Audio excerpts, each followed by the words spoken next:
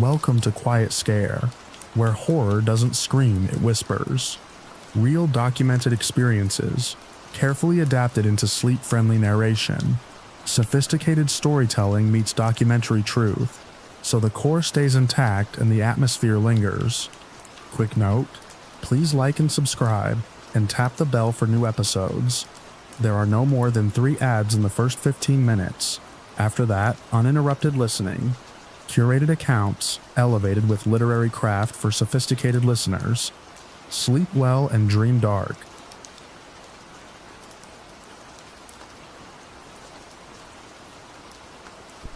I was rinsing dirt from my hands at the outdoor spigot when I noticed his porch light was already on, a soft yellow square against the long stretch of pasture, earlier than he ever turned it on, and the chair where he usually sat, always at the same angle facing the gravel road, was empty. The wind had picked up just enough to move the dry grass in low waves, and I remember thinking the place looked staged, like someone had said it and then stepped away. My name is Paul Renshaw, and I live on the property just east of Harold Klein's. We'd been neighbors for 8 years, and in that time I never saw him miss his routine. Early evening meant porch, slippers, a thin blanket even in summer, and a radio tuned low enough that you couldn't make out the words, just a murmur. He had a bad hip and a spine that kept him bent forward, so every step he took was deliberate. You noticed it because he had to think about walking in a way most people don't. That evening, the sky was clear in that washed out way it gets before dusk settles fully. No storms, no noise except the distant hum of a tractor miles off. I shut the water, dried my hands on my jeans, and looked again at the porch. The blanket was folded over the armrest, not draped like he left it when he was sitting. The radio wasn't on. I walked over, mostly out of habit, the way you check on a neighbor when something small is off. The boards creaked under me, the same pattern they always did, and his front door was closed but not latched tight. I knocked once, then pushed it open a few inches, and called his name, not loud, just enough to carry inside. No answer. The air inside his house had that still quality, like it had been closed up all day. His cane leaned against the wall by the door.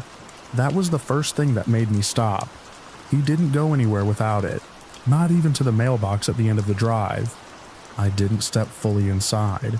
It felt like crossing a line. Instead, I backed off the porch and walked around the side of the house, checking the yard, the small shed, the path he sometimes took to the fence line. There were no signs of him, no movement, no sound, just the grass and the faint rustle of it under the wind.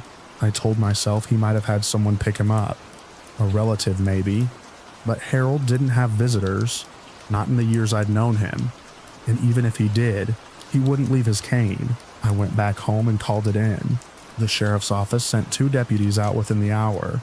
By then, the light had shifted into that gray-blue that flattens everything. They did what you'd expect. Checked the house, walked the perimeter, asked me questions I answered the same way each time. When had I last seen him? How was his health? Did he have enemies, as if a man who struggled to cross his own porch might have that kind of history? One of them, a younger guy, stood on the porch and looked out toward the field like he was trying to see something that wasn't there. The older one stayed practical, taking notes, checking the obvious places. They found his wallet on the kitchen table. His keys hung by the door. The cane stayed where I'd first seen it. They called for more help before it got fully dark, and searchlights came out. A couple of volunteers from nearby properties joined in, and we spread across the land behind his house. It's mostly flat farmland with a slight dip about 100 yards out where water collects after heavy rain. That night it was dry, the ground firm underfoot. We moved in lines, calling his name, sweeping the beams back and forth. The grass out there grows uneven, patches of it higher than the rest, and it makes shadows that shift when you walk through them. Every now and then someone would stop, thinking they saw something, and we'd all converge, only to find it was just a clump of weeds or a rock half buried. I kept thinking about his hip, about the way he leaned into each step, about how far he could realistically go. It was one of the volunteers who found the slippers. They were sitting side by side in the field, maybe 200 yards from the porch. Not tossed, not scattered, placed The toes pointed back toward the house. We all gathered around them, lights converging until the ground was washed in white. They were the same worn pair he always wore, the soles flattened and slightly uneven from how he walked. I recognized them immediately. The older deputy crouched down, not touching them at first. He just looked. Then he checked the ground around them for tracks. There were impressions, but they didn't tell a clear story. The soil was firm, and the grass had sprung back in places. You could see where something had passed through, but not how. Could he have made it this far? Someone asked. No one answered right away. I knew the distance. I'd walked it plenty of times. For me, it was a short stretch. For Harold, it might as well have been a mile uphill. The deputy finally picked up one slipper, turning it in his hands. There was dirt on the bottom, but not the kind you'd expect from dragging or from a long walk. It looked like it had been worn briefly, then removed. They marked the spot, took photos, bagged the slippers. The search widened after that, pushing beyond the dip, out toward the fence line and the road beyond. We stayed out there until the dark made it pointless. They didn't find anything else that night. The next morning, more people came. Dogs, a wider search grid, even a drone that buzzed overhead, scanning the land in slow, methodical passes.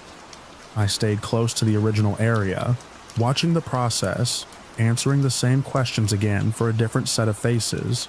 They kept returning to the same problem: the distance, the lack of a clear path, the fact that his cane was still by the door. One of the investigators asked me to walk from the porch to where the slippers had been found, just to give them a sense of the terrain. I did it without thinking, my steps steady, my pace natural. So when I got there, I turned back and looked at the house. It felt farther than it had the night before, not in a measurable way, just in how it sat against the horizon. Smaller, more distant than it should have been. They searched for 2 more days. Nothing.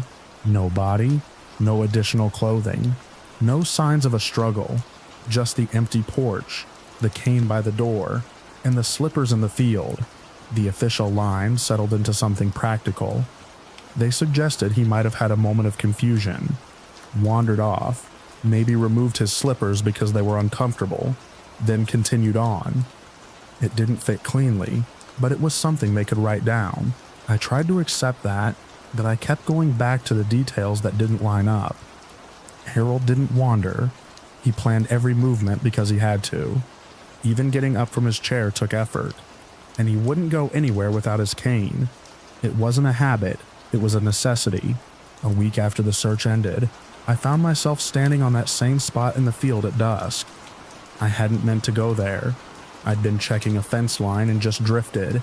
The grass was still slightly flattened where everyone had walked during the search, but it was already starting to rise again. The land was returning to how it had been. I stood there and looked back at his house. The porch light was off now. The place had been closed up, the windows dark, the door locked by someone from the county.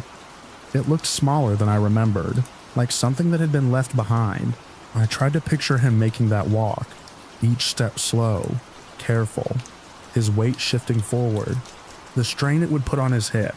I tried to imagine what would make him leave the safety of that chair, that porch, and go out into the field. There wasn't a good answer. The wind moved through the grass again, and for a second it all leaned in one direction, like something had passed through it just ahead of me. Not a path, exactly. More like a suggestion of movement. I stepped forward without thinking, following that slight disturbance.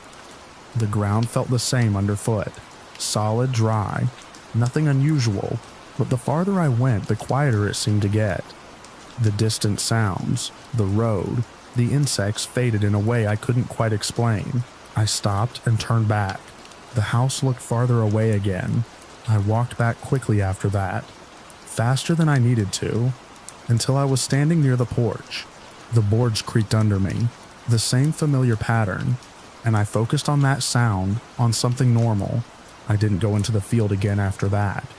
Weeks passed, then months. People stopped talking about Harold. The property stayed empty. Eventually, someone came to look at it, talked about selling, but nothing came of it. It just sat there, the porch facing the road, the chair still in place. Every now and then, usually around the same time in the evening, I'd catch myself looking over there without meaning to.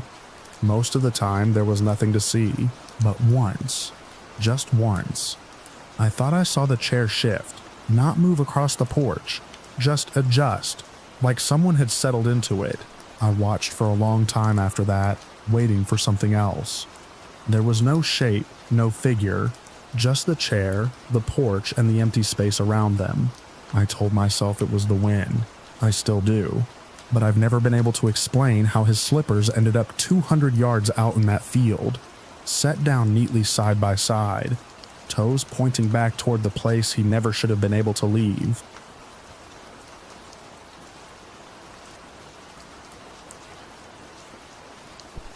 The rattle hit the wooden step in a slow, uneven rhythm while I stood at the sink, watching the yard through the window without really thinking about it. The sound carried clearly in the midday quiet, each tap spaced just far enough apart to feel deliberate. He sat near the fence post, close enough that I could track the bright color of his shirt without shifting my stance.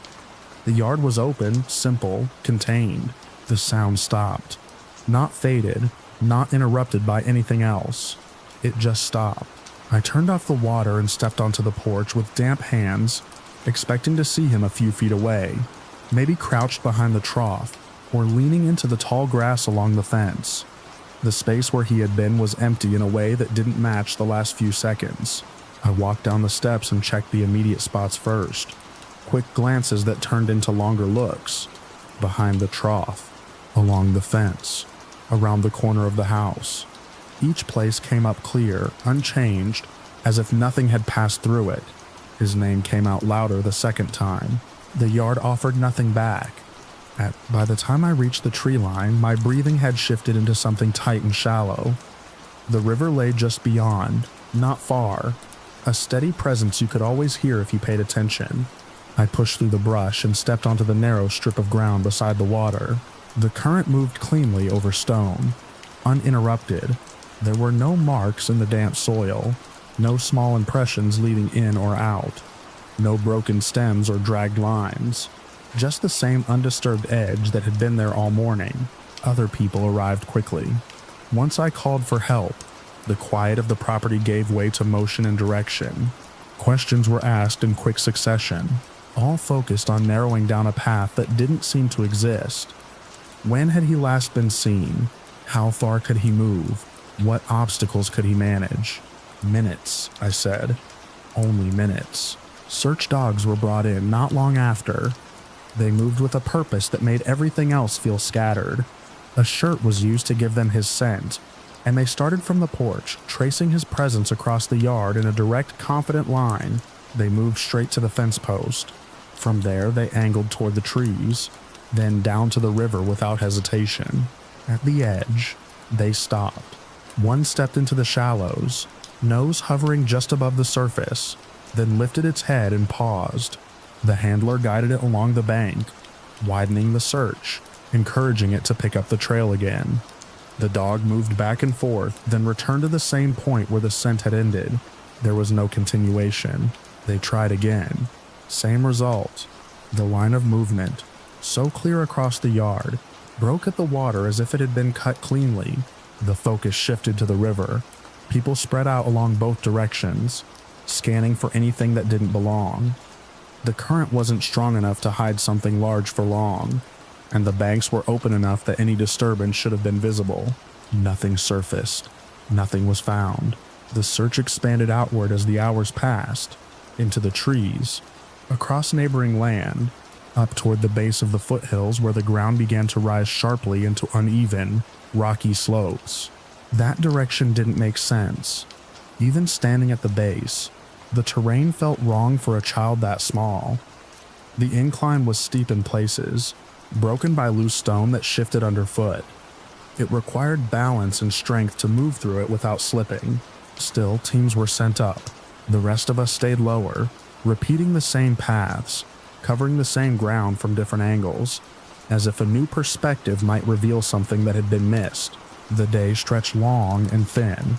The sun moved across the sky, flattening shadows. then deepening them again. The yard remained unchanged, the rattle still lying where it had been dropped, a small, ordinary object that now marked the last confirmed point. Night brought a different kind of searching. Lights cut through the darkness in narrow beams.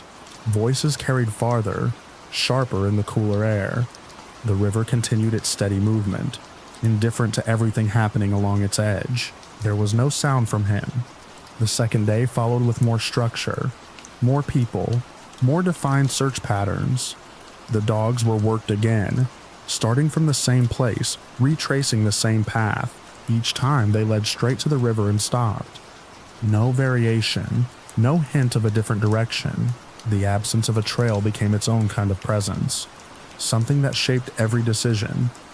Without a path to follow, the search spread wider, less focused, reaching into areas that didn't fit the original assumptions, including the slopes. By midday, teams were moving higher into the foothills, covering sections that required careful footing and slow progress. Radios carried updates back down, short and factual, marking areas cleared, routes checked, nothing found. I stayed near the edge of the yard, watching the line where the grass met the trees, then beyond that to the faint outline of the mountains rising in layers. It was difficult to judge distance there. What looked close could take far longer to reach than expected. Late in the day, the tone of the radio traffic shifted, subtle at first, then more defined. A location was repeated, instructions changed, movement redirected. A team higher up had found something. By the time the information reached me directly, it had been confirmed enough to speak plainly. A child had been located, alive. The word felt separate from everything else, like it belonged to a different situation entirely. They said he was on a narrow ledge partway up a steep incline. The area wasn't accessible by any clear path, just a series of uneven surfaces and angled rock that required deliberate movement to navigate. They asked if I could come. The climb up was slow. Each step had to be placed carefully, the ground shifting in small ways that made balance uncertain. The air felt thinner, or maybe that was just the way my breathing had changed. When the ledge came into view, it didn't stand out from the surrounding terrain, just another narrow shelf of rock among many. He was sitting near the center of it, still, quiet, facing outward. There was no sign of distress in the way he held himself, no frantic movement or attempt to move from where he was. He looked like he had been set down and left to wait. When I got close, he turned his head slightly, eyes tracking the movement. Recognition came slowly, then settled. I picked him up. He felt normal, solid weight, familiar warmth. His clothes were dirty, marked with dust and small smears that could have come from anything. There were minor scrapes, nothing deep, nothing that matched the kind of terrain surrounding us. No sign of how he had gotten there. The descent was careful, slower with the added weight, each step measured to avoid slipping. Once we reached level ground, everything became a blur of checks and confirmations. He was examined, observed, cleared of any serious injury. Physically, he was fine. The questions came after. How had he reached that location? What path had he taken? Was there any indication of another person being involved? There were no clear answers. The distance from the yard to that ledge was significant, not just in length, but in difficulty. It required navigating uneven ground, avoiding obstacles, and completing a climb that demanded coordination beyond what a child his age should manage. There had been no trace of him along the way, no consistent footprints, no disturbed areas that aligned with his size or movement, nothing that formed a continuous line from the yard to the mountains, and the dogs had never picked up his scent beyond the river. The suggestion that he had entered the water and exited elsewhere was discussed, but it didn't resolve the larger problem. Even if the trail had been broken that way, there was still no evidence of his presence on the far side leading up the slope. I tried to get some sense of it from him. At that age, his understanding of events was limited, his ability to describe them even more so. When prompted, he would gesture in loose, inconsistent directions, sometimes toward the yard, sometimes toward the higher ground. There was no sequence, no clear progression from one place to another, just fragments that didn't connect. In the days that followed, the property returned to its usual quiet. The yard looked the same as it always had. The fence, the trough, the stretch of grass leading to the trees. The river continued to move steadily beyond. The rattle was picked up and set aside, but its absence from the step felt as noticeable as its presence had been. I found myself walking to the edge of the trees more often, standing where the dogs had stopped, looking at the water as if it might offer something if I waited long enough. The break in the trail remained absolute. There was no gradual fading, no sign of confusion, just a clean end. From the yard, the mountains rose in the distance, their surfaces catching light differently throughout the day. The ledge where he had been found wasn't visible from below. It blended into the larger pattern of rock and shadow, indistinct from everything around it. Sometimes, standing there, it feels like the space between those 2 points. The yard and that ledge should contain something visible. A line, a mark, a path that can be traced and understood. But there is nothing. Only the place where he was, the place where he was found, and the stretch between them that holds no record of how he moved from one to the other, as if the distance itself never had to be crossed.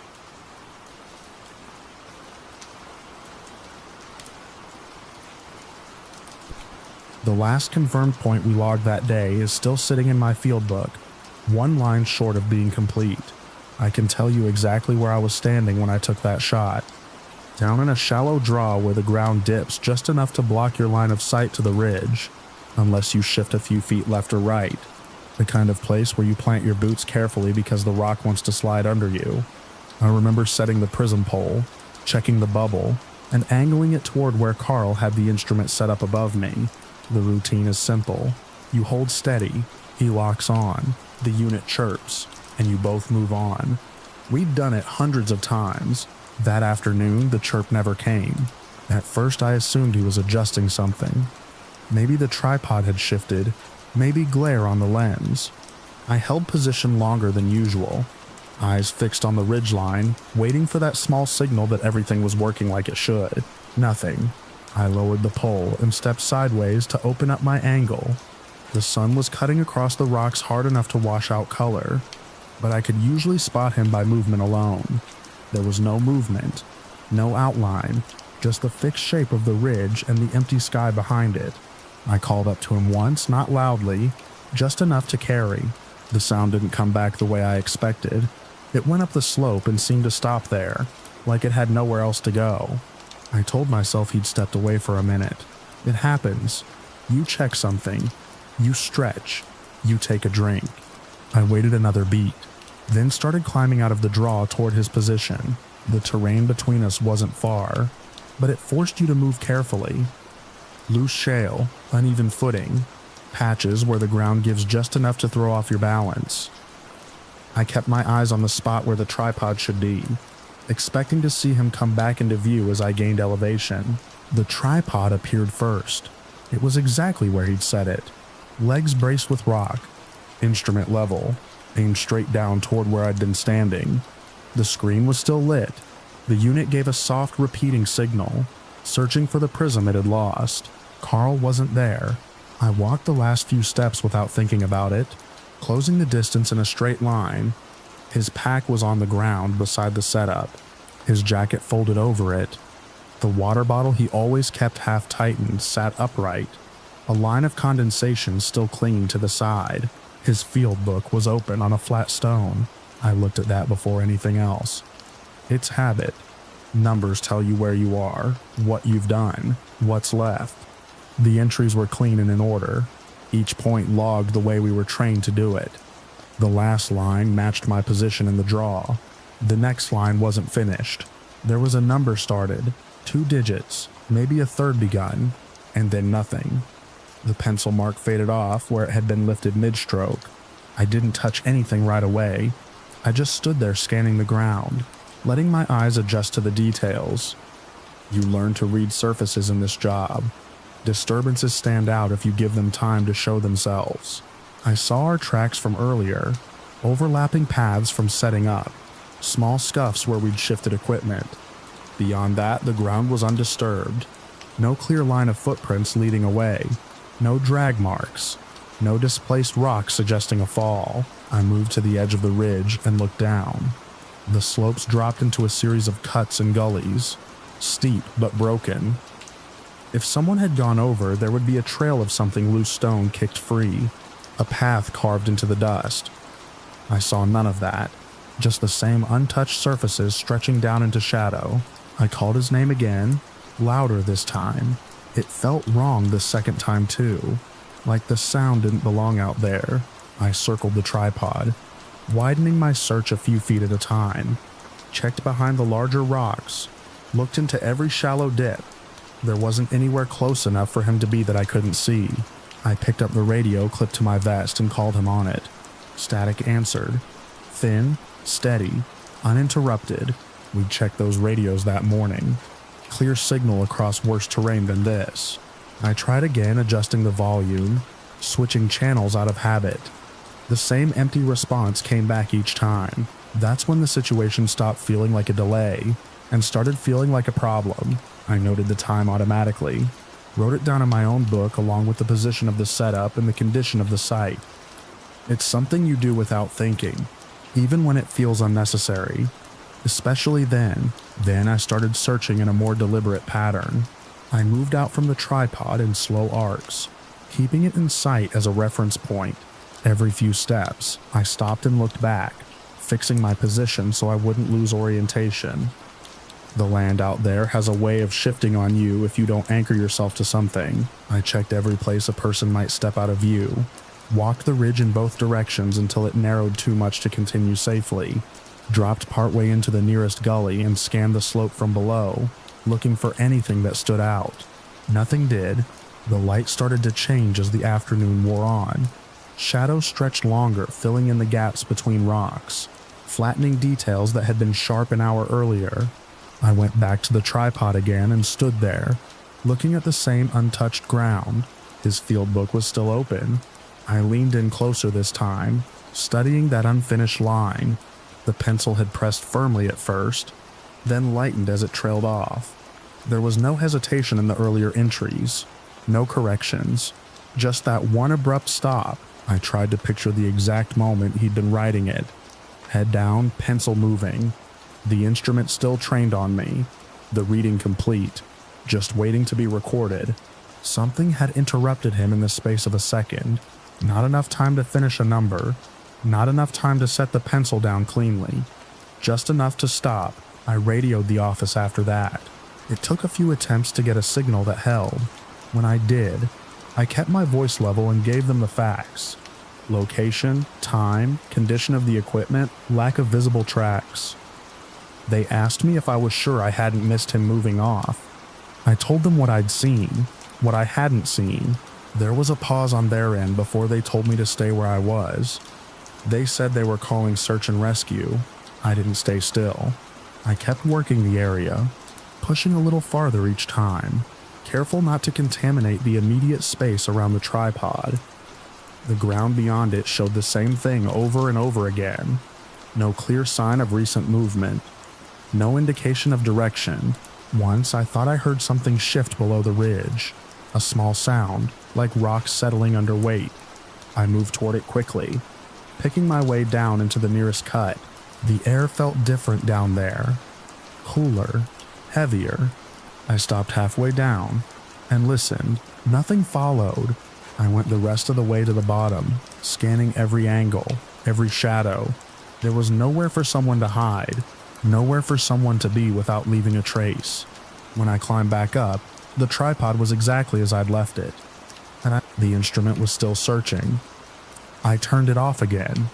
By the time the search teams reached me, the sun had dropped behind the ridge and the temperature had started to fall.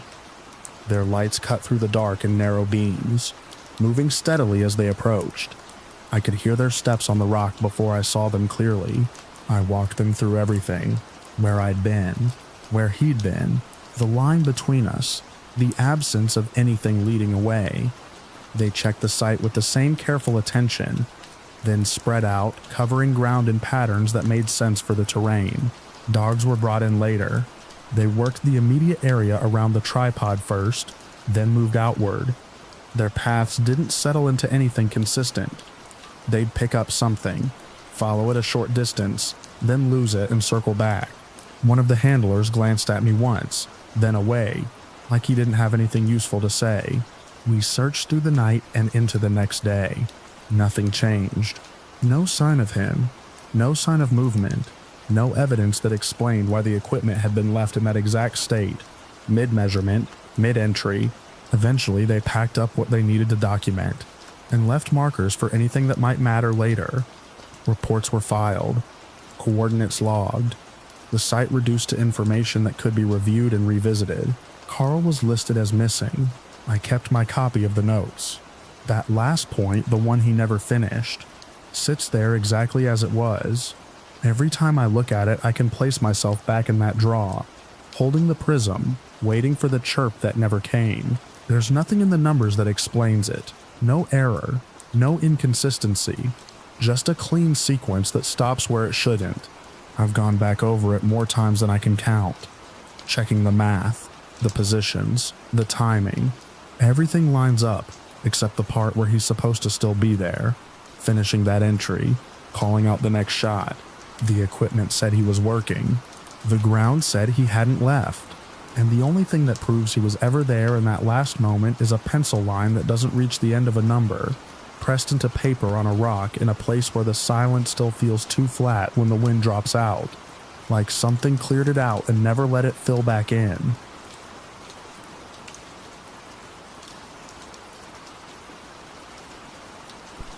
The sun was straight overhead when we stepped into the berry patch, the kind of midday light that makes every leaf look cut out and sharp, like nothing can hide in it.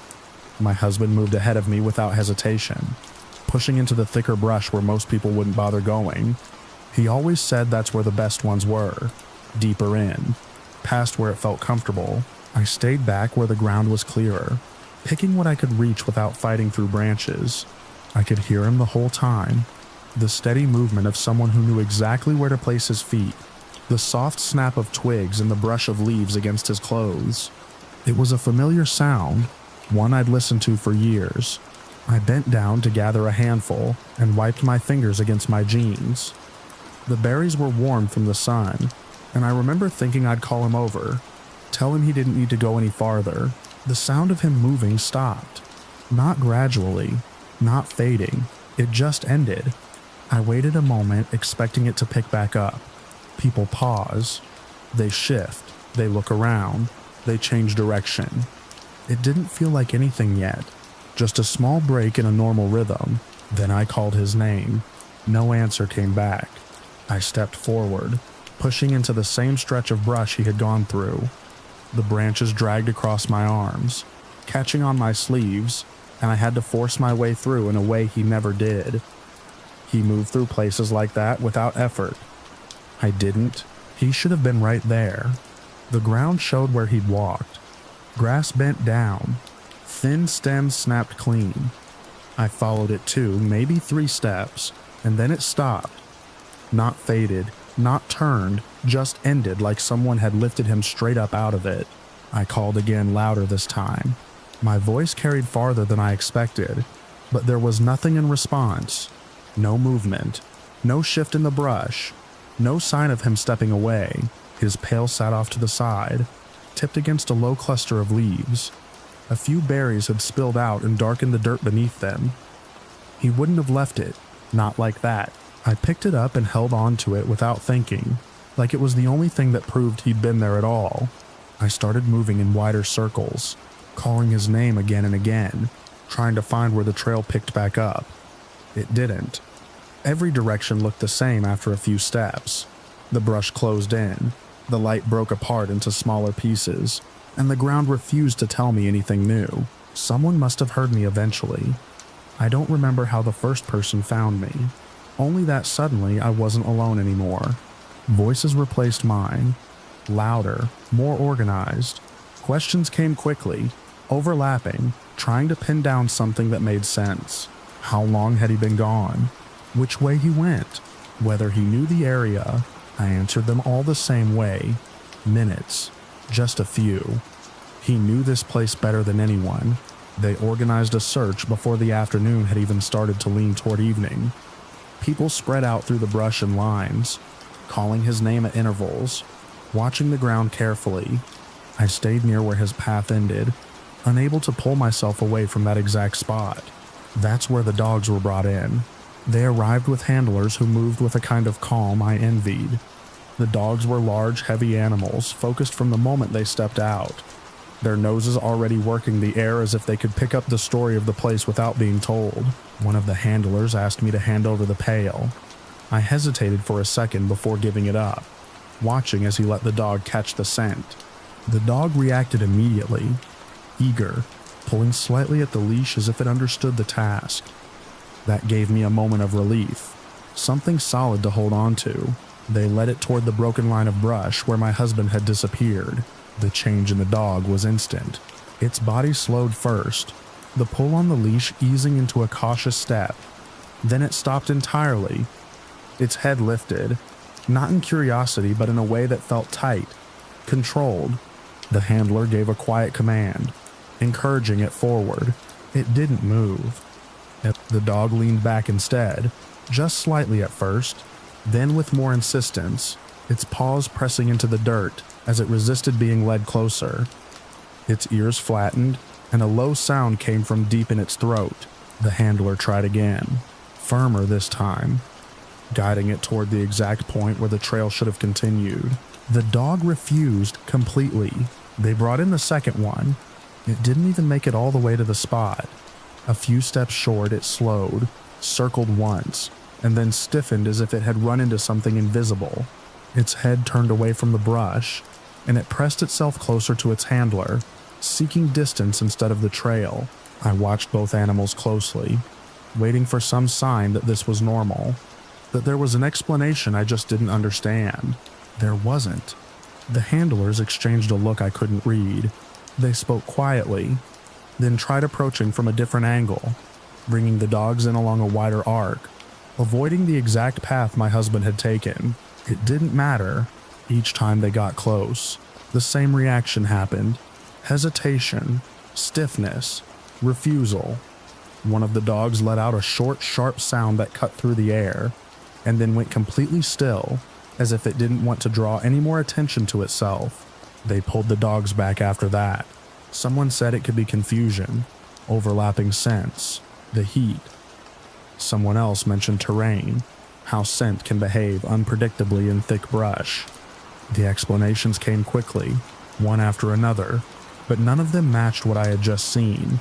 Those animals weren't confused. They were afraid. The search continued without them. People moved farther out, covering more ground, calling less often as the hours passed. The sunlight shifted, turning softer, then thinner until the shadows stretched and pulled under the brush. I stayed near that same spot, holding on to the empty feeling of it as if stepping away would mean losing him completely. At one point, I noticed one of the dogs again, farther back with its handler. It wasn't trying to track anymore. It was sitting, body rigid, staring toward the same section of brush where my husband had vanished. Its eyes didn't move. I followed its gaze, but all I saw were leaves and stems, layered and ordinary. The light faded. Flashlights replaced the sun, beams cutting through the dark in narrow paths. The air cooled, and the sounds of the woods changed, small movements that felt distant and separate from us. They found nothing. No trail leading away. No sign of a fall. No disturbance beyond the few steps he had taken before everything stopped. In the days that followed, they came back with more people, more time, more careful attention to every possible path. They searched the nearby roads, the shallow dips where water sometimes ran, the edges of the woods where it opened into fields. The dogs were brought back once more, different ones this time. The result was the same. They approached, they caught the scent, and then they refused to go any farther. One sat down abruptly, planting itself in place. Another turned and pulled in the opposite direction, straining against the leash with a quiet urgency that didn't need to be loud to be understood. The handlers didn't force them after that. I stood there again, watching, holding the pail they had returned to me. The dent along its rim pressed into my palm, a small, constant reminder of something solid in the middle of everything that wasn't. People kept offering explanations. wandering, injury, disorientation.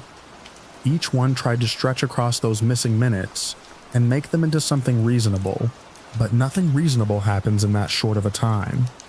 Not in a place like that. Not to someone who knew every inch of it. I go back sometimes, not as often as I used to, but enough that the path hasn't forgotten me. The berry patch grows the same each year, thick and tangled, just as unwelcoming as it ever was. The light still falls through it in that same hard way at midday, leaving no shadows deep enough to hide anything. There's a place where I always stop. There's no mark there anymore. No broken stems, no bent grass, just another patch of brush that looks like every other, but I know exactly where it is. I stand there and listen, not expecting anything, just letting the quiet settle around me. The woods don't feel empty. They never have. There's always some movement, some small sound, something shifting just out of sight, except in that one place. That spot holds still in a way the rest of the woods doesn't, as if something passed through it once and left the space behind it unchanged. I don't call his name anymore. I just stand there, looking into the brush where his trail ended, waiting for a sound that never comes, and for something I can't see to give him back.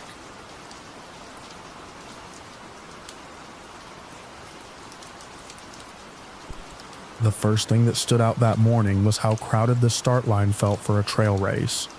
Usually people spread out, keep to themselves, focus inward, but this one had a kind of low, constant movement.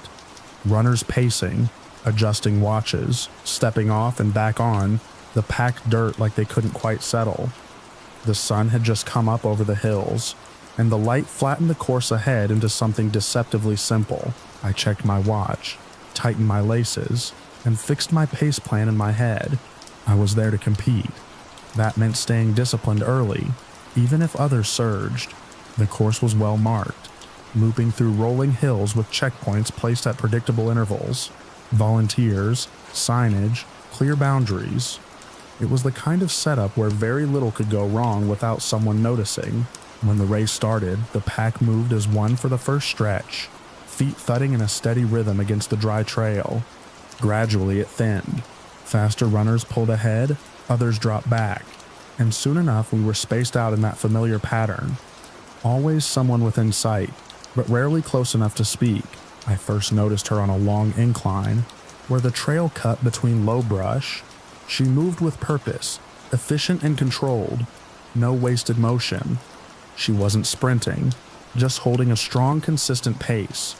A bright water bottle bounced lightly at her side, clipped to her pack in a way that made it easy to grab without breaking stride. I stayed a few yards behind her for a while, matching my effort to hers without fully committing to her pace. She didn't look back. Runners like that usually don't. At the top of the incline, she increased her speed slightly and pulled ahead. I let her go. The race was long enough that forcing the issue that early didn't make sense. By the time I reached the first checkpoint, she was already there. The volunteers were calling out numbers, marking arrivals, handing out water. She stood just off to the side, bent slightly forward with her hands resting on her thighs. Not struggling, just pausing, resetting. Her breathing looked controlled. I passed close enough to see her face clearly. Focused, alert, nothing unusual. Then I moved on. The section between the first and second checkpoints was more exposed. Rolling hills, fewer trees, longer sight lines. You could usually see at least one other runner ahead, cresting a hill or disappearing into a dip. I expected to see her again somewhere along that stretch. I didn't. At first, it didn't register as anything meaningful. Runners shift positions all the time. Someone faster might have passed her while I wasn't looking. She might have slowed slightly. The terrain could hide someone for longer than you'd expect, if the spacing lined up just right. But as I continued, cresting one hill after another, I realized I hadn't caught even a glimpse of her again. When I reached the second checkpoint, the atmosphere felt different immediately. There were more people lingering than usual. Not enough to cause concern on its own, but enough to break the normal flow. Volunteers weren't just marking numbers. They were looking past us, scanning the trail behind.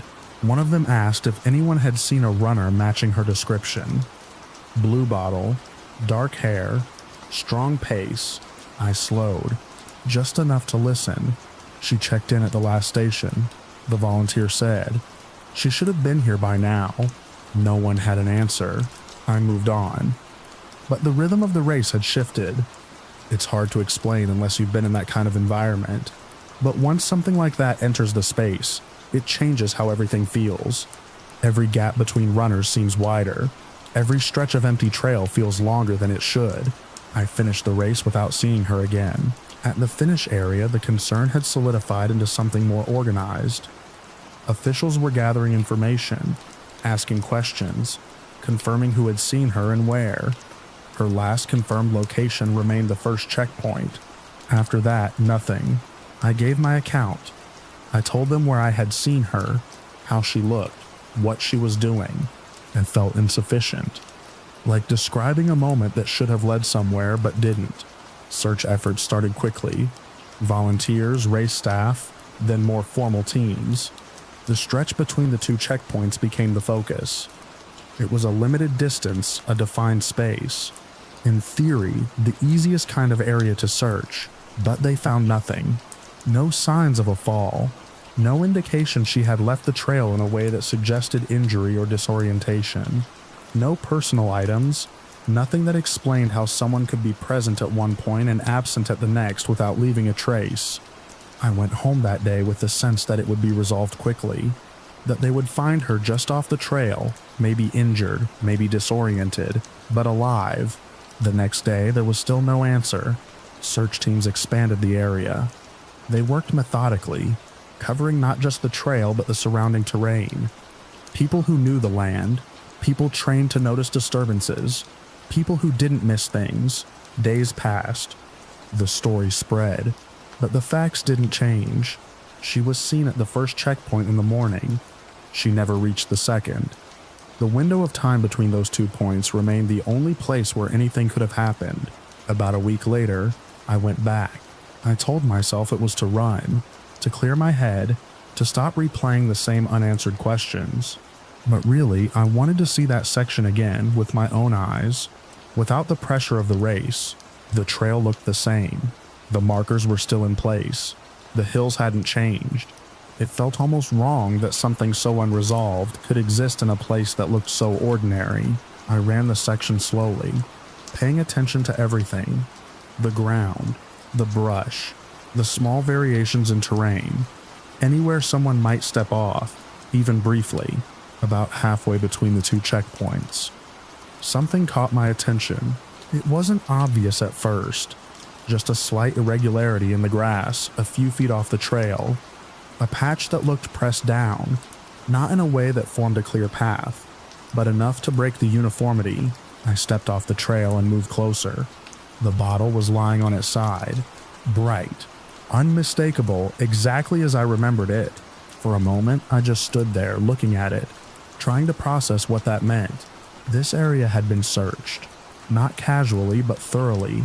Multiple times, people had walked this exact stretch, scanning both sides of the trail with the specific intent of finding anything out of place. If the bottle had been there then, it should have been found. I crouched and picked it up. It was light, like it had been emptied. No visible damage. No sign it had been there for long. The thought that settled in wasn't about where she had gone. It was about when the bottle had appeared, because if it hadn't been there during the initial searches, then it had been placed there afterward. I brought it back to the officials. They confirmed it was hers. The search area was revisited, expanded again, examined with even more care. Nothing else turned up. The timeline stayed the same. The facts didn't change. Only one new element had been added, and it raised more questions than it answered. Something of hers had appeared in a place that had already been cleared, which meant that after everyone had agreed where she wasn't, something had returned to that exact spot. I still think about the spacing of runners on that course, how you can see someone ahead, lose sight of them in a dip, and expect to see them again on the next rise. That expectation never failed me before, except that day. Because between those two checkpoints, in a stretch of trail designed to be visible, monitored and predictable, someone moved out of that pattern completely. and the only trace that surfaced did so after we had already looked directly where it was.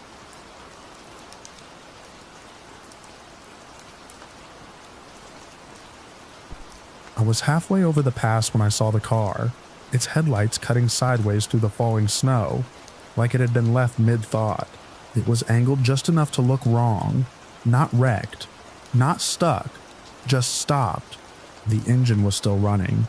I could see the exhaust pushing out in soft bursts, immediately swallowed by the wind. The driver's side door was closed. No hazard lights, no movement inside. I slowed without deciding to. The road up there narrows in a way that makes every other driver feel like a witness, whether you want to be or not. Snow had been falling steady for hours, layering the asphalt in a thin deceptive film that hid the ice beneath. I pulled over about 20 yards behind the car and left my own engine running. For a moment, I just watched. There's a kind of quiet that only happens in heavy snow. Not silence, exactly. More like the world has been padded, muted, every sound reduced to something small and distant. Even the engine of her car seemed quieter than it should have been. I got out, immediately hit by the cold, sharp enough to sting the inside of my nose. My boots sank into fresh snow as I stepped toward the vehicle. The wind shifted, carrying a faint smell of exhaust, and something else I couldn't place clean, almost sterile like cold metal. The interior light flicked on. As I reached the driver's side, no one inside. The seat was pushed back slightly, like someone taller had been driving. A purse sat upright in the passenger seat, unzipped. I could see a phone inside, screen dark, keys hung from the ignition, the engine idling steady, heater still blowing warm air that fogged the windshield from the inside. I leaned closer, scanning the seats, the floor, the back. No sign of a struggle, no blood, no broken glass. Everything was intact in a way that made the emptiness feel deliberate. "Hello?" I called out, my voice sounding too loud against the snow. No answer. I stepped back and turned, looking toward the tree line. Dense pines, heavy with snow, their branches sagging low. The wind pushed through them in slow, uneven waves. That's when I saw the footprints. They started just off the driver's side, clean impressions pressed into the fresh layer of snow. Small boots, maybe? The kind with a narrow heel. They led away from the road straight toward the trees. I hesitated. There's a line you don't cross on roads like that. You see something, you call it in, you wait. You don't follow tracks into the woods at night in a storm, but the engine was running. Her phone was in the car. Her purse. Whoever had been driving hadn't planned to go far. I told myself I'd just look a little, just enough to see if she'd slipped or fallen, or needed help. The first few steps off the road felt louder than they should have. The snow there was deeper, softer, untouched except for her trail. My boots sank in past my ankles as I followed the prints, careful to step just to the side of them. They were spaced evenly. No sign of running, no dragging, just a steady walk. 10 feet in, the road behind me already looked distant, blurred by the snowfall. The car's headlights were faint now, reduced to a pale glow through the trees. 15 feet. The air changed as I moved farther in. The wind dropped off, blocked by the trees, and everything became still in a way that made my ears ring. 20 feet. The footprint stopped. Not faded, not covered, not turning. Stopped. I stood there, staring at the last impression in the snow. It was clear, sharply defined. A full step forward pressed down with weight. Beyond it, nothing. Nothing. No continuation, no scuff, no disturbance of any kind. Just smooth, untouched snow stretching between the trees. I looked up instinctively, scanning the branches above. They hung low, thick with snow, but there was nothing broken, nothing disturbed, no sign that someone had climbed or been pulled upward. I turned in a slow circle, searching for any deviation, a misstep, a second set of tracks, anything. There was nothing. The quiet pressed in harder. I became aware of my own breathing, too loud, too fast. the kind of breathing that starts to feel like it belongs to someone else. I stepped forward, past the last footprint, and immediately felt something shift. Not under my feet, but in the way the space around me held together. It's difficult to explain without sounding like I'm reaching for something dramatic. It wasn't a sound or a movement. It was more like a pressure change, like stepping into a room where the air has been sealed for too long. I stopped. The snow in front of me was perfect, unmarked. No one had walked there, and yet the trail ended as if whoever made it had taken another step. I crouched down, bringing my face closer to the last footprint. The edges were crisp, no melting, no collapse. It hadn't been there long. A sudden gust of wind pushed through the trees behind me, louder than anything I'd heard so far. Snow shook loose from the branches above, falling in soft cascades. I turned back toward the road. The car's headlights flickered, just once. I straightened, my chest tightening. The distance between me and the road felt longer than it had a moment ago. The glow of the headlights seemed weaker, dimmed by more than just the snow. Another flicker. I started back, faster now, my boots punching deeper into the snow. I didn't follow my own path exactly. I just aimed for the light, keeping it in sight as best I could. Halfway back, I had the distinct feeling that I wasn't alone anymore. Not that someone had arrived. Not footsteps behind me. Nothing that clear. It was more like the space between the trees had filled in with something that hadn't been there before. Something that made the gaps feel narrower. The shadows heavier. I didn't look back. By the time I reached the edge of the road, my breathing was sharp and uneven, my hands numb from the cold. The car was still there, engine running, but the headlights were dimmer now, the beams shorter. I walked straight to the driver's side and reached in, turning the key halfway as if to shut it off. I stopped. The key didn't move. It felt locked in place, resisting with a stiffness that didn't match the position it was in. The engine continued to idle, steady and unconcerned. I tried again, harder this time. Nothing. The interior of the car felt warmer than before, almost too warm, the air thick. The purse on the passenger seat had shifted slightly, as if it had been nudged. The zipper was a little farther open now. I hadn't touched it. I stepped back, letting the door swing shut. My phone was already in my hand. I dialed 911, turning away from the car as I spoke, my eyes scanning the road, the trees, the sky. I kept my voice steady, giving the location as best I could, describing the situation in simple terms.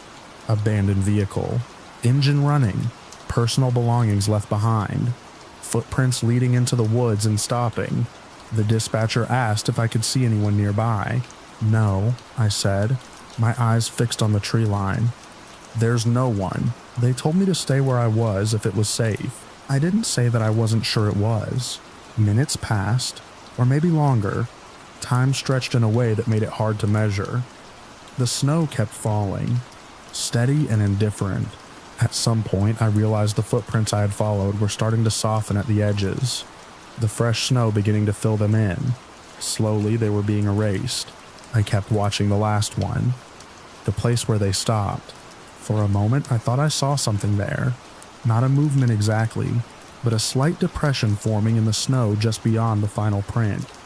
As if something invisible had shifted its weight, I blinked, and it was gone. The sound of distant sirens eventually cut through the quiet, faint at first, then growing louder as they approached. Relief came with it, sharp and immediate. When the police arrived, they moved quickly but carefully, their lights painting the snow in red and blue pulses. I stepped aside, answering questions, pointing out the tracks, explaining what I'd seen. They followed the footprints into the trees. I watched from the road as they reached the end of the trail and stopped, just like I had. Even from a distance, I could see the way their posture changed. The pause, the confusion. One of them waved the others closer. They stood there for a long moment, looking at the same empty stretch of snow. No one went any farther. They searched the area for hours. More units arrived. Lights swept through the trees. Voices carried through the cold air, clipped and controlled. They found nothing. No additional tracks. No signs of a fall, no evidence of anyone leaving that spot. Just a car with a running engine, a purse on the seat, a phone left behind, and a trail that ended 20 feet into the woods. By the time I was allowed to leave, the snow had covered most of what I'd seen. The footprints were barely visible now, reduced to shallow impressions that would be gone by morning. I drove down the pass slowly, my headlights cutting through the same falling snow, the road unfolding in front of me like it always had. But every time I blinked, I saw that last footprint again, clear, complete, in the space just beyond it, where something should have been but wasn't. I kept thinking about the way the air had felt in that spot, the pressure, the stillness, like something had opened just long enough for a person to step through, and then closed again without a trace. A few days later, I checked the news. They reported the missing woman, young professional traveling alone, last seen driving through the pass that night. Search efforts ongoing. No evidence of foul play. They mentioned the abandoned car, the running engine, the personal belongings left inside. They did not mention the footprints. They did not mention where they stopped.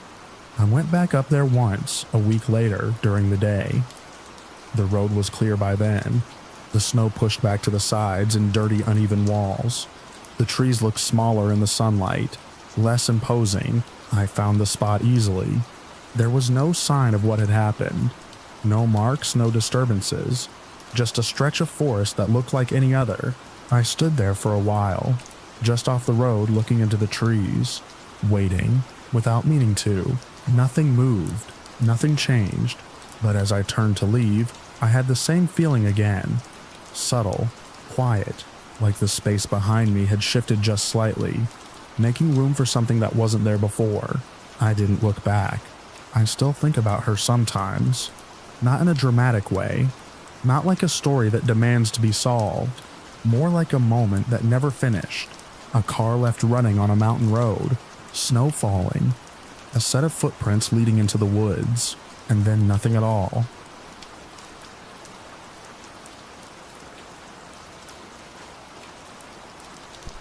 I reached the overlook later than I planned, with the light already thinning into that coppery edge that makes everything look briefly staged, like a photograph before it fades. The trail narrowed into a ribbon of packed dirt along the cliff, roots exposed like knuckles. I remember setting my pack down carefully so it wouldn't tip and slide. I remember thinking I had just enough time for one last series before the sun dropped behind the tree line. I was there alone on purpose. I always was. Amateur technically, but I took it seriously enough to carry more weight than I should have. Body lenses, spare batteries, a tripod strapped awkwardly so it snagged on branches. I liked the quiet of it, the way the forest absorbed sound and returned it softened. It made small details easier to notice. Movement at the edge of vision, shifts in color, the way light pulled and then drained away. The overlook faced west, but the trees crowded in so thick that the sun only appeared in fragments, slivered between trunks and branches. I set up anyway, adjusting the tripod legs on uneven ground, pressing them down until they felt steady. There was a drop just beyond the edge, not sheer, but steep enough that a misstep would turn into a fall you couldn't stop. I kept a careful distance. I always did. The air had that late-day chill creeping in under the warmth, a signal that time was closing. I worked quickly but not rushed, dialing in settings from habit, lifting the camera, lowering it, framing, adjusting, framing again. The forest was dense below me, layers of dark green stacked into shadow. It should have been still, but it wasn't completely. There was a subtle, inconsistent motion deeper in the trees. Not wind exactly, more like something shifting weight. I noticed it the way you notice something out of place in a room you know well. Not immediately alarming, just wrong. I told myself it was an animal. Deer move through here. Elk sometimes, though less often. I'd seen prints earlier in the day, near a muddy patch along the trail. That explanation sat comfortably enough that I kept shooting. A few wide frames, a couple tighter compositions focusing on the breaks in the canopy where light slipped through. Then the motion stopped. It didn't taper off or drift away. It ceased like a switch flipped. The forest below me settled into a kind of stillness that felt more deliberate than natural. Even the small ambient sounds, the distant rustle, the faint creak of branches, seemed to thin out. I lowered the camera and looked directly instead of through glass. There was nothing obvious to fix on. No clear shape, just the suggestion of depth. Darker patches layered among the trees. The kind of thing your eyes try to resolve into something recognizable and fail. I waited, expecting the motion to start again, to confirm the animal explanation. It didn't. I realized then how quiet it had become. Not silent exactly, but stripped down. My own movements sounded louder. Fabric shifting, the small click as I adjusted the lens barrel. I became aware of my breathing, in a way that felt intrusive, like I was the only thing making noise in a place that had decided to go still. I lifted the camera again, more out of habit than intention, and aimed it toward where I thought I'd seen the movement. The viewfinder flattened everything, compressed the layers. It made the darkness between the trees look more uniform, more solid. I took a shot. The shutter sounded too sharp in that quiet. I hesitated, then took another. Adjusting slightly to the left, the light was dropping fast now, forcing longer exposures. I braced myself, held still, waited for the shutter to close. Something shifted again, deeper this time. Not broad movement like an animal passing through, but a kind of distortion, as if a section of the forest had leaned forward without the trees actually moving. I blinked and lost it. I lowered the camera again, scanning with my eyes. Nothing. The same layered dark, the same vertical lines of trunks. I remember feeling a small, irrational annoyance, that sense of almost catching something and then losing it. It made me want to try again, to prove there was nothing there. I stepped closer to the edge, just enough to get a slightly clearer angle past a cluster of branches that had been in my frame. My boot shifted a loose stone, and it skittered over the edge, disappearing without a sound. I froze until I was sure my footing was solid again. Then I raised the camera for what I told myself would be the last shot. The light was nearly gone now. The forest below reduced to gradients of shadow. I focused manually, turning the ring slowly, watching the image sharpen and blur, searching for something to lock onto. That's when I saw it in the viewfinder. At first it registered as a density difference, a shape that didn't align with the vertical pattern of the trees. Not quite solid, not clearly separate. It occupied space in a way that suggested form, without defining it. Darker than the surrounding shadows, but not by much. I held the camera steady, trying to understand what I was looking at. It seemed too tall to be an animal I recognized, too narrow to be a trunk. It didn't move in a way I could track, but there was a sense of it adjusting like it was not fixed in place. I realized, with a delayed clarity, that it was positioned where the earlier motion had been. My finger tightened on the shutter without conscious thought. The camera clicked. For a fraction of a second, the image in the viewfinder shifted as the exposure completed. In that moment, the shape seemed closer, not by a measurable distance, but by presence. More defined, though still indistinct. I took another shot. Almost immediately, the shape blurred, not motion blur exactly, more like it lost cohesion, as if the edges couldn't hold. It stretched slightly across the frame, smearing into the surrounding darkness. I lowered the camera, my eyes struggling to adjust from the viewfinder back to the dim forest. I tried to locate the same spot without the lens. I couldn't find it. The trees looked the same as before. Dense, layered, empty of anything that stood out. A feeling settled in that I didn't want to name. Not panic, not yet. More like a recognition that something had shifted outside of what I could easily explain. I took a step back from the edge. The ground felt less certain than it had a moment ago. The roots that had seemed like stable footholds now looked like potential hazards. I kept my eyes on the tray line as I reached for the tripod, collapsing it with quick practice movements. I didn't want to turn my back fully on the forest. As I slung the tripod over my shoulder, something moved again. Not in the distance this time, closer. I couldn't see it directly. It registered as a change in the spacing between trees. a subtle misalignment that corrected itself when I tried to focus on it, like catching a reflection that disappears when you look straight at it. I took another step back. My heel hit the edge of a root and slipped slightly. I caught myself, heart kicking harder now, the delayed reaction catching up. I forced myself to look down, to check my footing, to make sure I wasn't about to fall. The ground was uneven, but stable enough if I moved carefully. When I looked up again, the forest felt different, not visibly changed. But the sense of depth had shifted. The distance between me and the first line of trees felt shorter, compressed, as if something had filled the space in a way I couldn't see directly.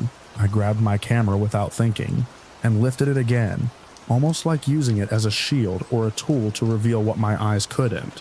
Through the viewfinder, the darkness resolved differently. The shape was there again, closer. It occupied more of the frame now, still blurred at the edges, still lacking clear definition, but undeniably present. It seemed to lean between the trees, not displacing them, but existing among them in a way that didn't match their structure. I felt a sharp, immediate urge to capture it again, to have proof of what I was seeing. I pressed the shutter. The camera hesitated, the longer exposure struggling in the fading light. I held as still as I could, aware of how close I was to the edge, aware of how much I wanted to step back, and how little I was moving. In that suspended moment, the shape shifted forward again. Not a step, not a lunge, just a subtle advance that closed the distance in a way that didn't match normal movement. The shutter closed. I lowered the camera. My hand's not entirely steady now. I didn't try to look for it with my eyes again. I didn't want to risk not seeing it, or worse, seeing it more clearly. I backed away from the edge. Slow at first, then faster once I felt more solid ground under me. The trail was narrow, but familiar enough. I turned then, finally, and started moving back the way I'd come. I didn't run. Not at first. I told myself that would be reckless on that kind of terrain. But my pace increased without me deciding to do it. Each step landed harder, less careful. The forest around the trail felt louder again, but not in a comforting way. The sounds came back unevenly, as if they were catching up. A branch creaked somewhere behind me. Leaves shifted under something I couldn't see. I didn't look back. I focused on the path ahead, on placing my feet, on keeping a steady forward motion. My breathing grew louder, harsher in my ears. At some point, I realized I was no longer alone on the trail. Not by sight, by presence. It was the same kind of awareness I'd had at the overlook, but sharper now, closer. Something occupying space behind me, matching my direction. Adjusting as I moved, I quickened my pace again. The trail curved, dipped, rose. Familiar landmarks passed by, but they felt less distinct, like I was moving through a version of the path rather than the path itself. I risked a glance over my shoulder. There was nothing clearly there, just the narrowing trail, the trees closing in, the deepening dark, but the space felt wrong, too full. I turned forward again and started to run. Branches brushed against me as I moved, catching on my jacket, scraping lightly across my arms. The ground blurred into a series of steps I trusted more than saw. Behind me, something adjusted its distance, not gaining quickly, not falling back, just maintaining a presence that felt fixed relative to me. No matter how I moved, I reached a wider section of the trail, where the trees thinned slightly. The sky above was darker now, the last light almost gone. I slowed just enough to avoid tripping, forcing myself to keep control. The feeling behind me didn't fade. It stayed, even as I pushed forward, even as the trail began to level out toward the parking area miles away. It remained at the edge of awareness, neither approaching nor leaving. At some point, I stopped noticing the individual sounds of the forest. Everything blended into a continuous backdrop, and the only thing that stood out was that persistent sense of being accompanied. I don't remember deciding to stop. I just remember standing still on the trail, breathing hard, the camera still in my hands. The presence behind me settled as I did, not closing in, not retreating, waiting. I didn't turn around. I lifted the camera one last time, pointing it back down the trail without looking directly. I pressed the shutter. The click was swallowed by the forest. I lowered the camera slowly, my hand steadier now in a way that felt detached. I knew with a certainty I couldn't explain that if I turned around and tried to see it with my eyes, I wouldn't understand what I was looking at. I stood there for a long moment, then lowered the camera completely and let it hang at my side. The trail ahead led out. The trail behind held whatever had followed me. I took a step forward. The presence didn't follow. I walked the rest of the way out without stopping, without looking back again. The feeling gradually thinning but never fully disappearing. When I reached the parking area, it was empty. The sky had gone fully dark, and the air felt colder, sharper. I loaded my gear into the car with careful, deliberate movements. I didn't review the photos there. I didn't want to. I drove away with the windows up, the forest receding into the rearview mirror, until it was just a black line against the horizon. Later, when I finally looked at the images, most of them were what I expected: trees, light fading, the overlook. But the last sequence was different. In the first of those frames, the shape was distant, barely distinguishable from the shadows. In the next, it was closer, more defined in its absence of detail. In the final image, it filled more of the frame than it should have, its edges smeared as if it had moved during the exposure. Though there was no clear direction to that movement, there was no sign of a path it had taken, no disturbance in the trees, no indication of how it had closed the distance, just that blurred dark presence where nothing should have been. I never went back to that trail. The camera was recovered later, found near the edge of that overlook, positioned as if it had been set down carefully.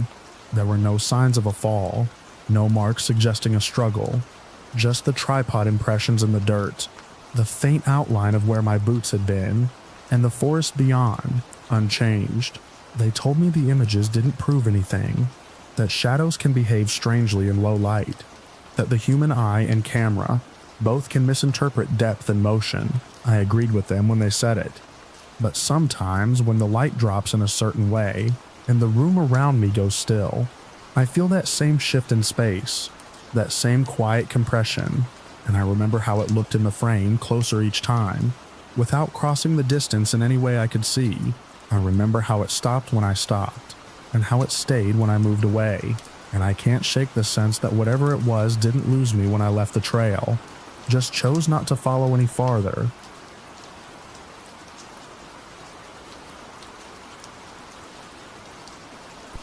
The light was already thinning when he stepped over the ridge, the kind of late afternoon glare that flattens everything into copper and shadow. And I remember thinking how quickly the temperature would drop once the sun slipped behind the mesas. We had been moving along a broken line of basalt and scrub for most of the day, picking our way through a high desert stretch that looked empty until you spent enough time in it to notice the small signs: tracks pressed into dust, bent stems, a patch of ground disturbed just enough to mean something had passed through recently. He was the one who noticed those things first. Always. That was his reputation, the reason we'd invited him along. He'd been hunting longer than any of us had been driving. When he said he was going to check over the next ridge, it didn't register as anything unusual. It was what he always did. He'd pause, scan the slope ahead, tilt his head slightly as if listening to something the rest of us couldn't hear, then move off at an angle that made sense only after you followed him and saw what he'd seen. This time, we didn't follow. I stayed back with Carter near a low outcrop where we'd dropped our packs. The plan was simple. He'd take a quick look, maybe circle the far side of the ridge, and come back with a better read on where the animals were moving. We had maybe an hour of workable light left, enough time to reposition, not enough to waste. He crested the ridge without looking back. I remember the way his silhouette broke against the sky for a second, then disappeared. We waited. At first, it was just the usual kind of waiting you do in the field. You check your gear again, even though you already checked it. You scan the horizon. You listen. The wind moved in slow, uneven breaths across the rocks, carrying the dry scent of dust and something faintly metallic. 5 minutes passed, maybe 10. Carter shifted his weight and glanced up at the ridge. "He's taking his time," he said, more observation than concern. I nodded. That was still normal. We gave him another 10 minutes before I called out. Not loudly, just enough to carry over the ridge if he was on the other side. His name went out flat into the open air, and didn't come back with anything attached to it. No answer. We waited a little longer, then I climbed up. The slope wasn't steep, but it was uneven. Loose stones sliding underfoot.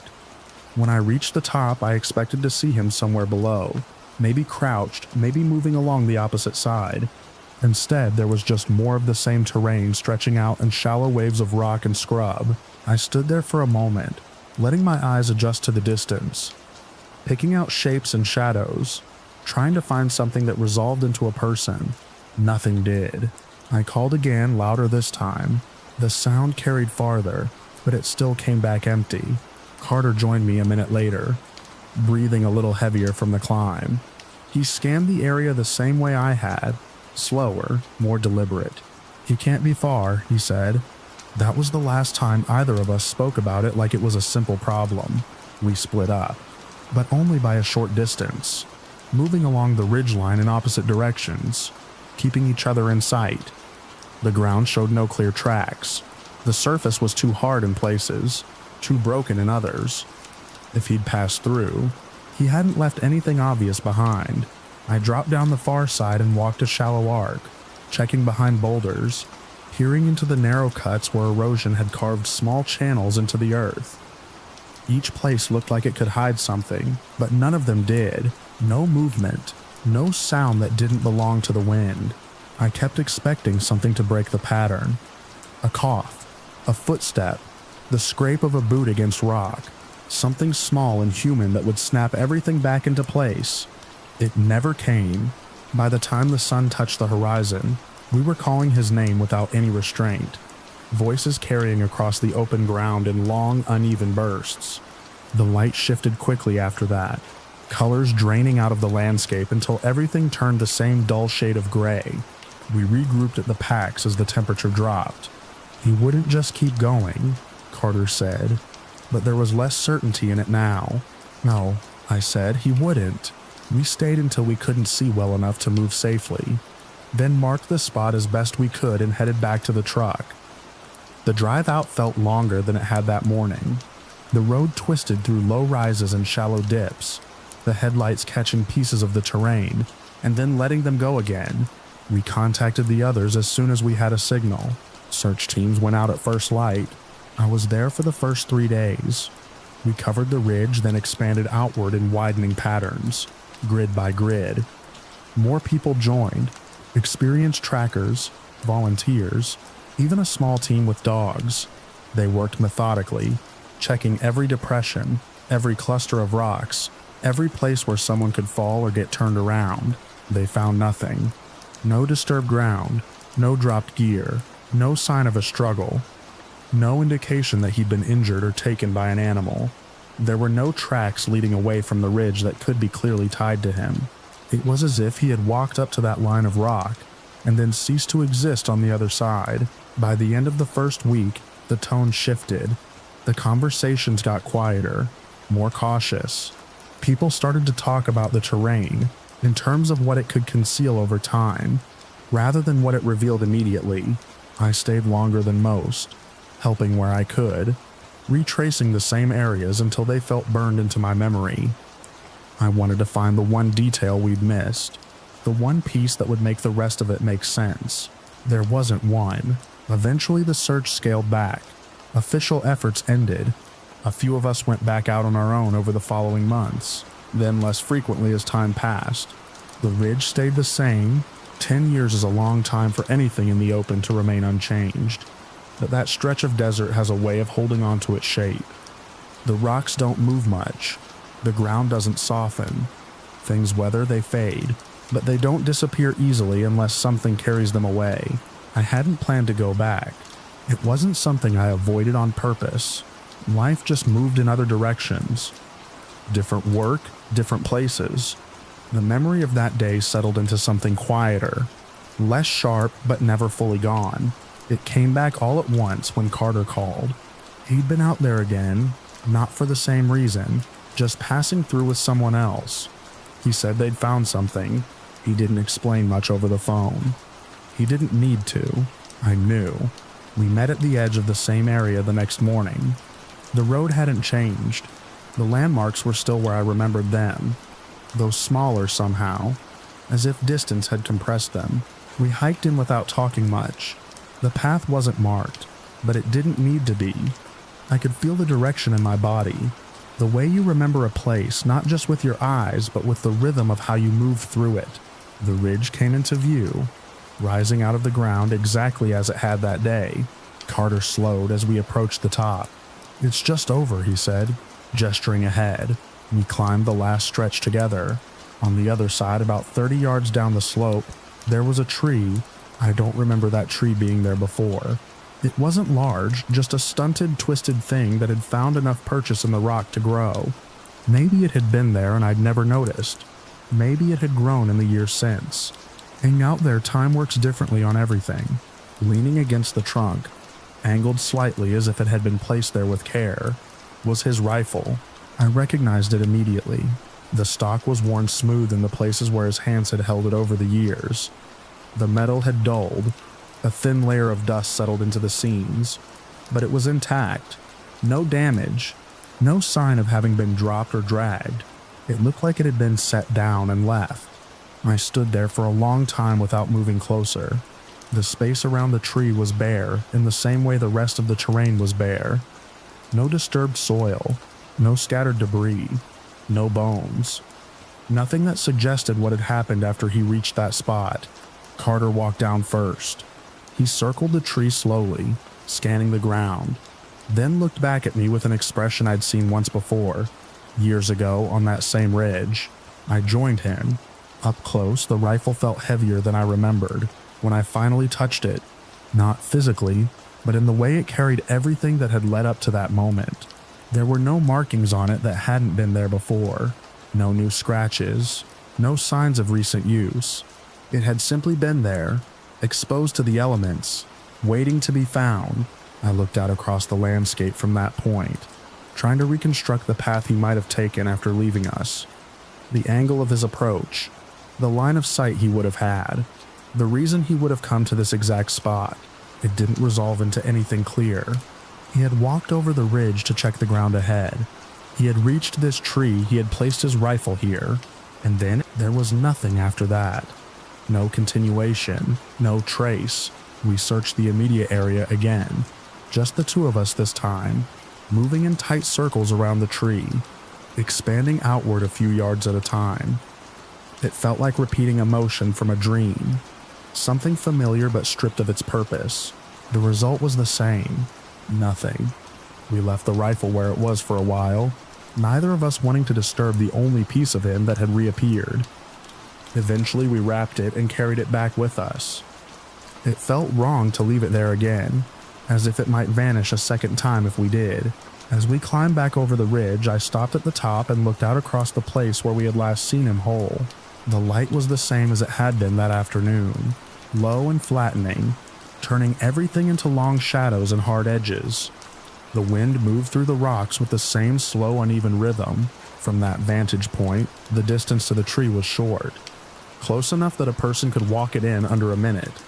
Close enough that we should have seen him if he had lingered there. Close enough that whatever had taken him from that spot had done it without a sound, without a mark, without leaving anything behind but a single, weathered line of metal and wood leaning against a tree that may or may not have been there before.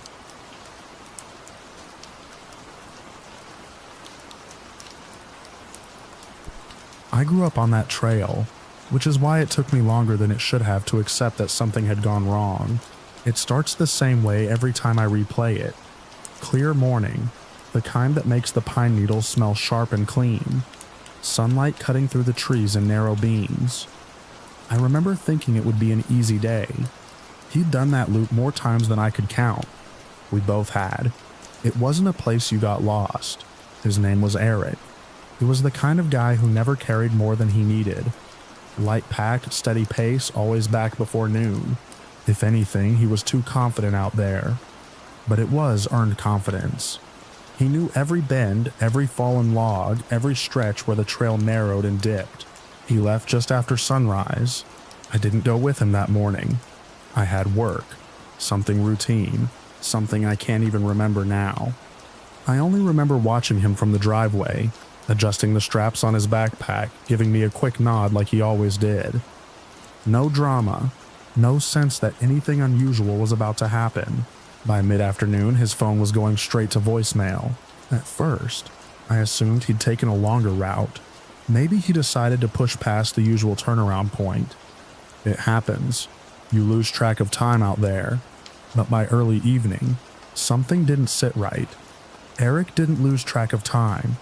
Not like that. I drove out to the trailhead as the light started to fade.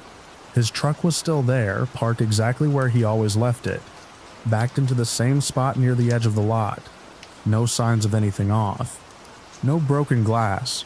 No other vehicles I didn't recognize. I told myself I was overreacting. Still, I grabbed a flashlight and headed in. The trail felt different immediately, though I couldn't say why. It was quiet, but not in a peaceful way. More like everything had pulled back just enough to make space for something else. I walked faster than I should have, calling his name once, maybe twice, then stopping, because it felt pointless. Sound doesn't carry far in that forest, and Eric wasn't the kind of guy who'd get turned around within earshot of the main path. About a mile in, I saw his backpack. It was sitting on a fallen log just off the center of the trail, like someone had placed it there carefully. Not dropped, not tossed aside, set down. I remember stopping so abruptly my foot slid in the dirt. The beam of my flashlight hit the bag and stayed there, like if I moved it something would change. I knew it was his, before I got close. Same worn straps, same faded patch he'd sewn onto the side years ago. It looked normal, too normal. I called his name again, louder this time. Nothing came back but the dull echo of my own voice. When I reached the log, I didn't touch the bag right away. I walked around it first, scanning the ground, the trees, the underbrush, looking for anything that would make sense of it. There was nothing. No scuff marks, no broken branches, no disturbed leaves beyond what the trail already showed. The dirt was soft enough that it should have held something, footprints, drag marks, anything. But it looked undisturbed, except for the faint impressions of the path itself. I finally unzipped the backpack. Everything was inside. Water bottle, half full, a small first aid kit, his jacket, rolled tight. Even his keys were in there, which made no sense at all. Eric never left his keys behind, even on short hikes.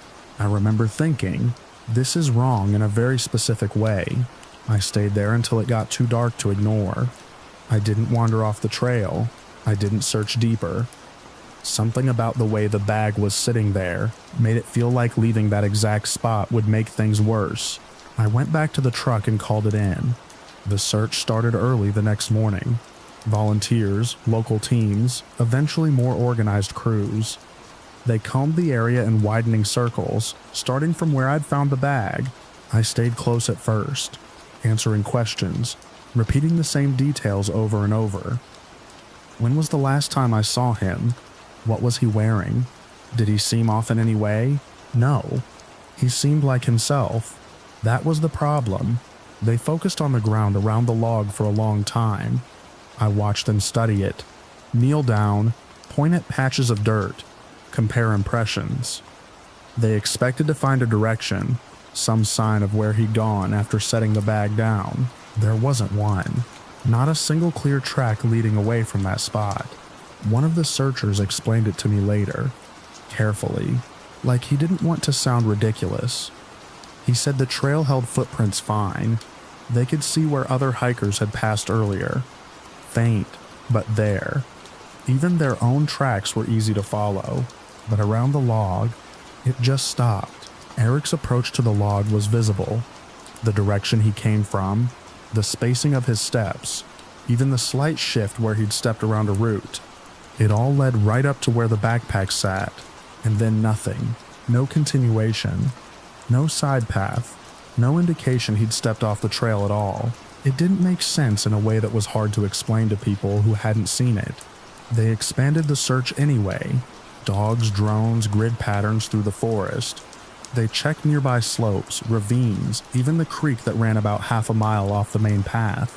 Nothing. Days passed, then weeks. His family came out, of course. I remember his mother standing at the trailhead, staring into the trees like she was trying to force them to give him back. His father walked sections of the trail over and over, slower each time, like he might notice something everyone else had missed. I walked it too. Not every day, but often enough that it became a routine I didn't talk about. Every time I stopped at that log, the backpack had been taken in as evidence, but I could still see the outline in my mind, the exact spot where it had rested, the way the light had hit it that first night. I started noticing small things, not clues, not evidence, just details that didn't sit right. The way the air felt slightly cooler around that section of the trail, even on warmer days. The way sound seemed to drop off for a few seconds when I stepped into that area, like the forest was holding its breath. I told myself it was in my head. It had to be. One afternoon, maybe a month after he disappeared, I decided to stand there longer than usual. No flashlight this time, just daylight filtering through the trees. I stepped off the trail, just a little, testing the ground where there should have been something. My own footprints showed up immediately. Clear impressions in the dirt. I stepped back onto the trail and looked down. My tracks were obvious, leading away from where I'd stood off to the side. There was no question about direction, no ambiguity. I turned slowly, scanning the area again. For a moment, I had this strange sense that I was looking at a place that didn't fully belong to the rest of the forest, like a patch that had been laid over it, almost perfectly aligned but not quite. It passed as quickly as it came. I laughed it off, quietly, because the alternative was harder to deal with. The official search ended not long after that. They called it what they always call it when there's nothing else to go on. Missing, presumed lost. No evidence of foul play. People stopped coming out as often. The trail went back to being what it had always been, at least on the surface. Hikers passed through unaware of what had happened there, or maybe they knew and chose not to think about it. I couldn't do that. I kept going back. Not every day, not even every week, but enough that it stayed fresh. Enough that I could compare how it felt from one visit to the next. Sometimes it felt normal, just a stretch of trail like any other. Other times it didn't. There were moments where I'd step into that section and feel a subtle pressure in my ears, like the change you get with altitude, even though there was no real elevation shift there. Once I thought I heard movement just off the trail. Not footsteps exactly, more like something shifting its weight slowly, just out of sight. When I turned to look, there was nothing. I stopped calling his name after a while. It didn't feel right anymore. The last time I went out there, the weather was almost identical to the day he disappeared. Clear sky, cool air, that same sharp scent of pine. I wasn't planning to stay long, just a quick walk in, a pause at the log, and then back. When I reached the spot, I noticed something I hadn't seen before. There was a faint indentation on the log itself. Not new exactly, but more noticeable than I remembered. Like something had been resting there repeatedly, in the same place. I ran my hand over it, feeling the slight dip in the wood. For a second, I had this very clear, very specific thought. This is where he put it down, not just that day, every time. It made no sense. He didn't always stop there. Sometimes we walked straight through without breaking stride. I stepped back and looked at the trail, and then I saw it. It wasn't obvious at first, just a subtle misalignment in the way the path seemed to continue past the log, like the line of it didn't quite match up if you stared too long. I took a few steps forward, past where the backpack had been found. Everything looked normal. I turned around and looked back. For a brief moment, the section of trail behind me seemed farther away than it should have been. Not by much, just enough to make my stomach drop. I blinked, and it snapped back to normal. I stood there, not moving, trying to decide if I'd actually seen that or if my mind was filling in gaps that weren't there. The forest was completely still. No wind, no birds, just that quiet pressing in from all sides. I took one step back toward the log, then another. The feeling eased slightly as I returned to the exact spot where the backpack had been. I didn't test it again. I didn't step past that point a second time. I left the trail immediately after that, moving faster than I had in months, not stopping until I reached the parking lot. I haven't been back since. People still ask sometimes, mostly out of curiosity, not expectation. They want to know what I think happened, if I believe he got lost or injured, or if there's some explanation we just haven't found yet. I tell them the same thing every time. He made it to that log. I know that much. He set his backpack down, and then somehow he didn't leave the way he came. I can still picture the trail exactly as it looked that morning. The light, the trees, the path stretching ahead like it always had. What I can't picture is where it goes after that point, because as far as I can tell for him, it didn't go anywhere at all.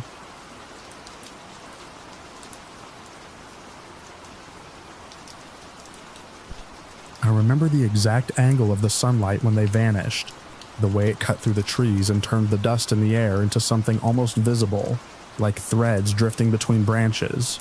I had been watching that light while spreading the blanket, noticing how it shifted whenever the wind touched the leaves, and I can still see the shape of it now, as clearly as I saw my wife kneeling beside the cooler, brushing dirt from her hands, the kids circling her with the restless energy they always had when we took them somewhere new. We'd chosen the spot because it felt open and safe.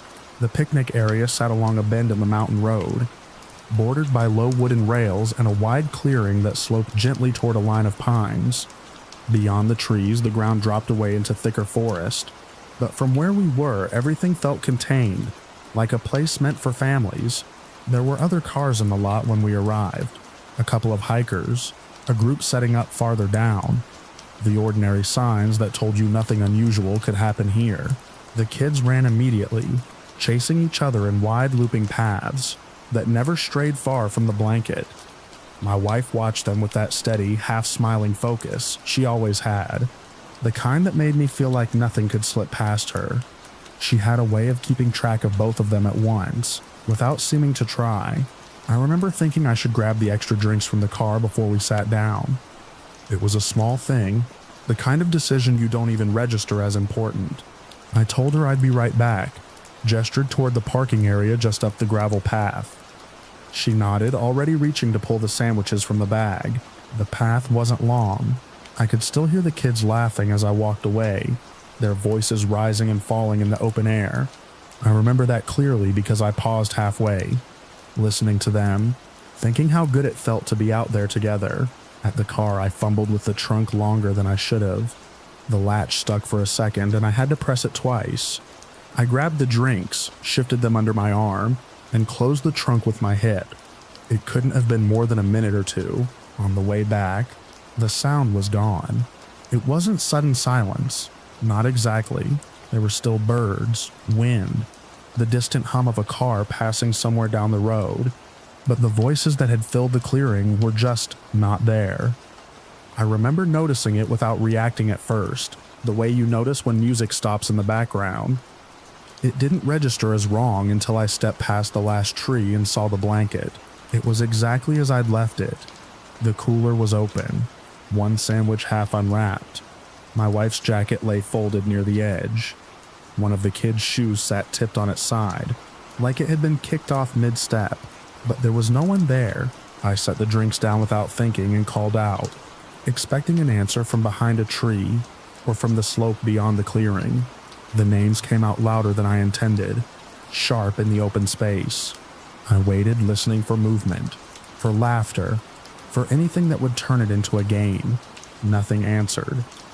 I walked the perimeter first, quick at first, then faster, scanning the ground, the trees, the spaces between them. I checked behind the picnic tables, behind the low rails, down the first few feet of the slope. I called again, louder, my voice breaking in a way I didn't recognize. There were no signs of a struggle, no overturned cooler, no torn fabric, no drag marks. The dirt around the blanket was undisturbed except for the prints we'd already made. I ran back toward the parking area, thinking maybe they'd gone to the restroom without telling me. Maybe I'd missed them on the path. The lot looked the same as before. A couple was unloading gear from their car. A man leaned against a truck, scrolling through his phone. I asked them if they'd seen a woman with 2 small children pass by.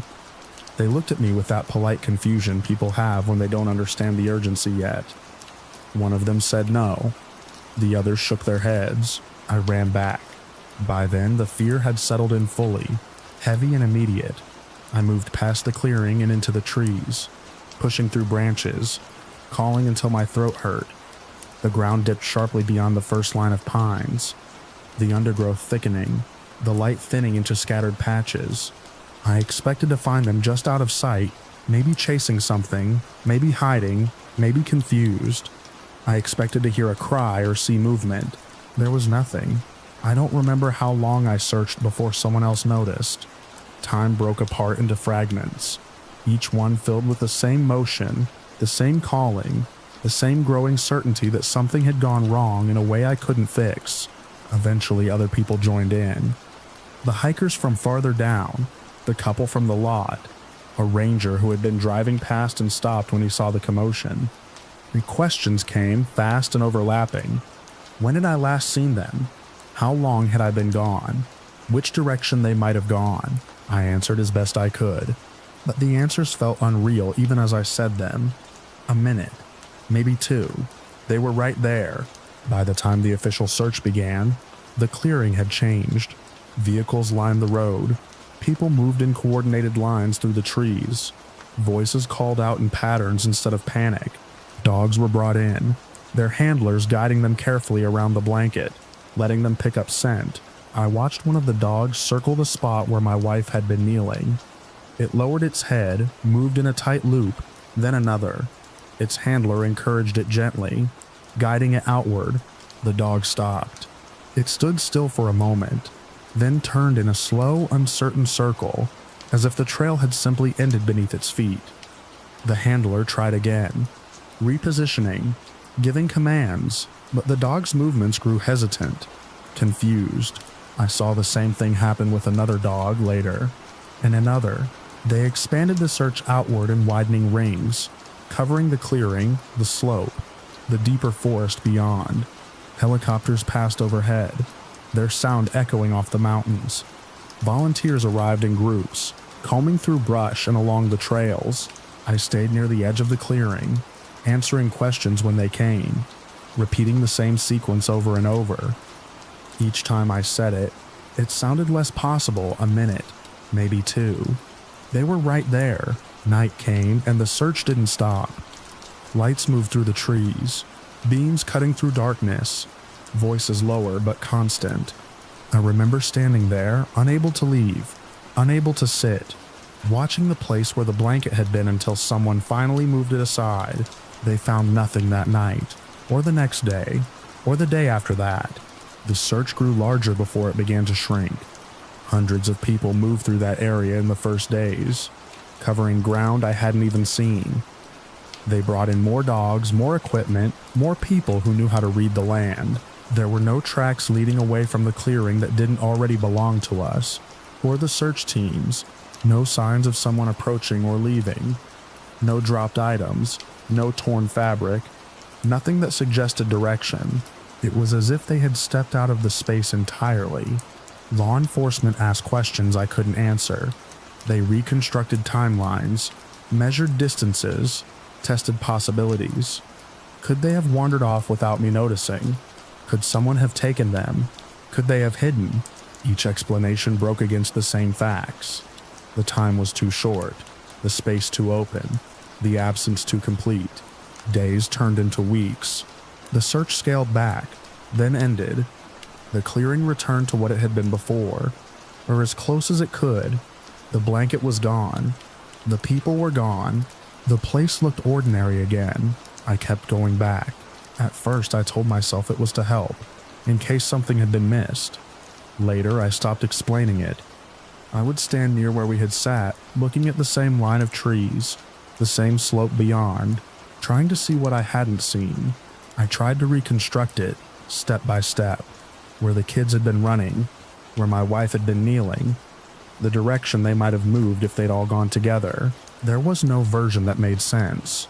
Years passed in a way that didn't feel like years. The investigation never fully closed, but it quieted. Fewer calls, fewer questions. The absence became something people learned to speak around. Then they found her.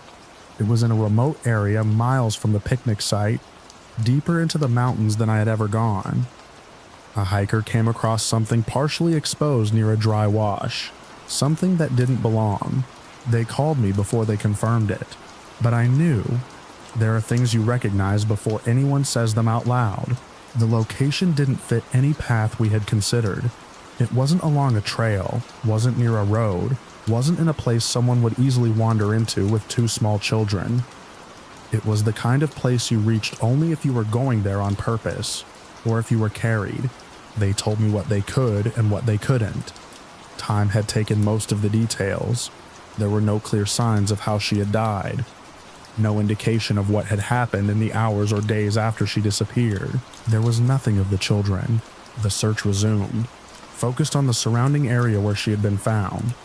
They expanded outward again, retracing ground that had never been part of the original search. They looked for any sign, any trace, any object that might connect her to them. They found nothing. I went there once, to the place where she had been discovered. It didn't look like anything significant, just another stretch of rough ground, scattered rocks, thin brush, the kind of place you wouldn't notice if you passed it. I stood there for a long time, trying to imagine how she had ended up there, whether she had been alone, whether she had called out, whether the children had been with her at any point beyond that clearing. There was no answer in the landscape, no sign that anything had ever happened there. What stayed with me wasn't the distance or the impossibility of the path. It was the same absence I had felt that first afternoon, the same sense that something had been removed without leaving a trace. Even now, when I think back to that moment returning from the car, I don't remember a transition. There was no sound fading, no movement catching my eye, no sign of change. One step I could hear them, the next step I couldn't. I've gone over it more times than I can count. But there's always that same gap, that same blank space where something should be. I can account for everything up to it and everything after, but not the moment itself. The clearing still exists.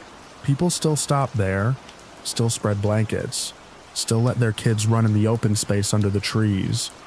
If you stand in the right spot in the afternoon, the sunlight still falls the same way, cutting through the air in visible lines. Sometimes I imagine someone else stepping away for a minute, turning back to find that same silence waiting for them. I don't stay long when I go there now.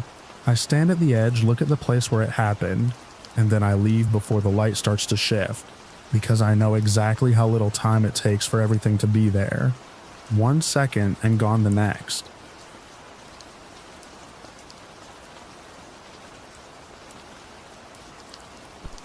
The morning I lost my father began with the sound of ice cracking along the lake's edge, a dry, brittle noise that carried farther than it should have in the thin air. We had camped above the tray line, where the ground hardened overnight, and every step before sunrise felt like walking over glass. I remember watching him check the chamber of his rifle with the same steady hands I had known my entire life, the motion practiced and unhurried, like it was part of his breathing. He had hunted that basin for decades. He knew the ridges, the wind shifts, the way sound bounced off the slopes and came back warped. If anyone belonged there, it was him. We split up just after first light. The plan was simple. He would circle along the western slope where the timber thickened near the drainage, and my brother and I would take the higher ground to push anything down toward him. We had done variations of it before. He nodded once, adjusted the strap on his pack, and stepped off into the trees without looking back. I remember thinking how small he looked once the trunk swallowed him, even though he was the one who had always seemed unmovable to me. For the first hour, everything felt right. The air was still, our boots sank lightly into a thin crust of snow, and the sky held that pale, colorless blue that comes before a storm you can't yet see.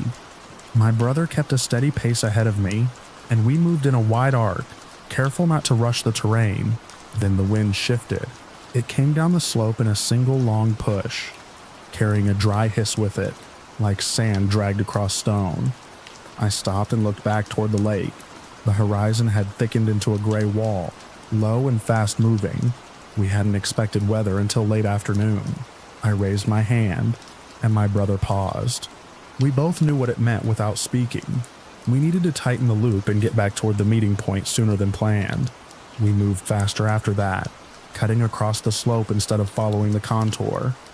The trees thinned, then opened into a patch of exposed rock where the snow had blown clear. From there, I could see the drainage where my father should have been. There was no movement. I told myself he was already below us, out of sight, maybe tracking something along the creek bed. He had a way of slipping through terrain like that, quiet and deliberate, never where you expected him until he wanted to be. We reached the edge of the drop and started down. The storm hit before we made it halfway. It didn't build gradually. One moment the air was just cold and moving, and the next it was full of white, driven sideways so hard it stung the skin through layers. Visibility collapsed to a few yards. The ground disappeared in shifting patterns of blown snow, and the landmarks we relied on flattened into nothing. I shouted my father's name once, just to cut through the noise, but the wind took it and shredded it before it traveled any distance. We kept descending, slower now, careful with each step. The slope steepened near the bottom, and the snow gathered deeper there, hiding rocks and fallen branches. My brother slipped once and caught himself on a dead limb that snapped under his weight with a sharp crack that echoed strangely in the storm. When we reached the drainage, we stopped. That was where we were supposed to meet him. The creek was partially frozen, dark water threading through broken sheets of ice. Snow piled along the banks, already filling in the tracks we had expected to find. There was no sign of him, no fresh disturbance, no sound except the wind pushing through the trees and the faint, uneven trickle of water beneath the ice. We waited. Time stretched in a way that made it hard to measure. The storm thickened, pressing everything inward. My gloves stiffened with cold, and I flexed my fingers to keep them from locking. My brother paced a short line, back and forth, scanning the trees as if our father might step out at any moment. He didn't. We tried to follow what little sign we could find, moving along the creek in both directions, searching for tracks, broken branches, anything that suggested a path. But the snow erased everything as it fell. Within minutes, whatever had been there was gone. At some point, we understood that we weren't going to find him on our own. Getting back to camp became the priority. The climb out of the drainage felt longer than it should have. The wind pushed against us and the snow deepened with every step, filling the spaces between rocks, smoothing the ground into a deceptive surface that hid every hazard.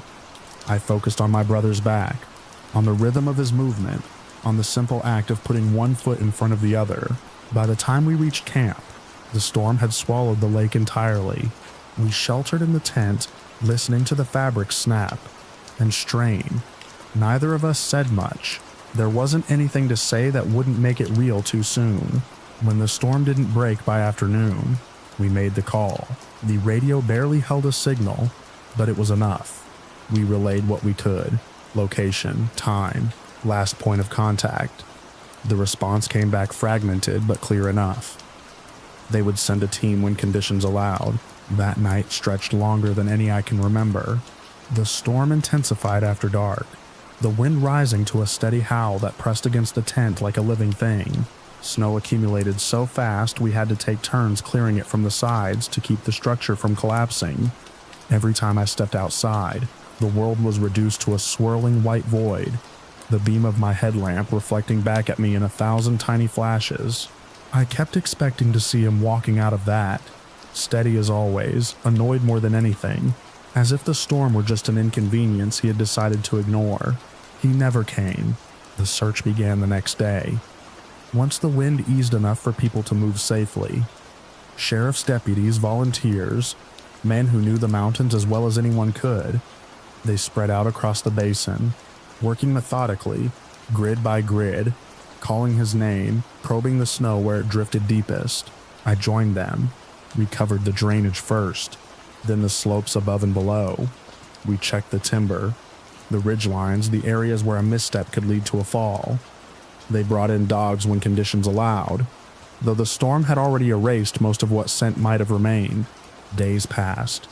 The weather shifted between clear and brutal, each new snowfall resetting the search in subtle ways.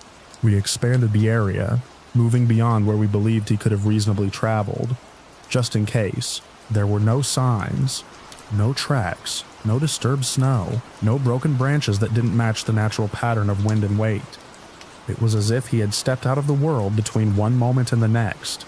After a week, the search scaled back. People returned to their lives. The deputies left contact information, assured us they would follow up on any new information, but there was a finality in the way they packed their equipment that I couldn't ignore. We stayed longer than most would have. My brother and I kept going out each day, retracing the same ground, expanding in small increments, refusing to accept that there was nothing to find. We marked trees, took notes, tried to impose some kind of order on a situation that offered none. Eventually, we had to leave. Winter settled in fully after that. The high country closed off, roads buried under snow, access limited to those with the right equipment and the willingness to risk it. We checked in with the sheriff's office periodically, but there were no updates. Months passed. It was late spring when we returned. The snow had receded enough to expose the ground in patches, revealing the terrain as it truly was beneath the uniform cover we had searched before. The lake had thawed along the edges, dark water reflecting a sky that looked too calm for what had happened there. We went back to the drainage first. Without the snow, the area felt smaller, more contained. The creek ran higher with meltwater, cutting a clearer path through the rocks. We moved slowly, scanning everything, looking for anything we might have missed. It was my brother who found it. He called out once, sharp and controlled, and I moved toward him. He stood near a cluster of trees just off the creek, his posture rigid in a way I hadn't seen before. At the base of one of the trees, on a patch of bare ground, lay my father's rifle. It was clean, not just free of dirt or debris, but placed in a way that suggested intention. The strap was laid flat, not twisted. The barrel pointed slightly away from the tree, as if set down carefully rather than dropped. Next to it, folded with the same care, were his outer layers. Jacket, gloves, hat. I remember noticing how dry everything looked, how untouched by the elements it seemed. Despite months of exposure, there were no footprints around it. The ground, soft with thaw, showed impressions from our own steps, but nothing else. No sign of disturbance leading to or from the tree. No marks in the soil that suggested movement or struggle. We searched the immediate area first, widening out in circles. Nothing. No bones. No scraps of fabric. No sign that anything had been there except for the items themselves. We contacted the sheriff's office again. They returned with a smaller team, documented everything, took the rifle and clothing as evidence. They searched the area once more thoroughly than we had, using tools we didn't have access to. The result was the same. Absence. Absence. Absence, Malclen. I stood there for a long time after they left, looking at the patch of ground where his things had been. The tree above it was unremarkable, just another trunk among many, its bark rough and gray, its branches thin and reaching. I tried to fit it into something that made sense, an injury that forced him to stop, a decision to shed weight, to move faster, an attempt to signal for help, but none of it aligned with the man I knew, or with the condition of what we found. He was experienced, careful. He understood risk in a way that came from years of navigating places like that. He wouldn't have left his rifle. He wouldn't have removed his clothing in that environment. Not unless something had happened that I still can't define. The sheriff suggested possibilities: disorientation, hypothermia, an accident that led him away from where we expected, explanations that fit patterns they had seen before, grounded in what could be proven. I listened. I nodded. But I kept seeing the way the rifle had been placed, the way the clothing had been folded, the absence of any trace beyond that small, deliberate arrangement. We took nothing from the site ourselves. It didn't feel right. In the weeks that followed, we returned a few more times, each visit shorter than the last. The place changed as the season advanced. Grass pushed through the thawed ground. The creek settled into a quieter flow. The signs of winter disappeared, replaced by a landscape that looked indifferent to what had occurred there. Eventually, we stopped going back. People asked questions for a while, then they stopped. There was no conclusion to offer, no clear line between what we knew and what we could only guess at. The official record lists him as missing, presumed lost to the elements. It's a clean way to close something that isn't clean at all. I still think about that morning sometimes. The sound of the ice, the way he moved into the trees without hesitation, the confidence that came from familiarity, from years of doing the same thing in the same place. And I think about that tree, months later, standing over a patch of ground where everything he needed to survive had been set down as if it no longer mattered, with nothing else left behind to explain why.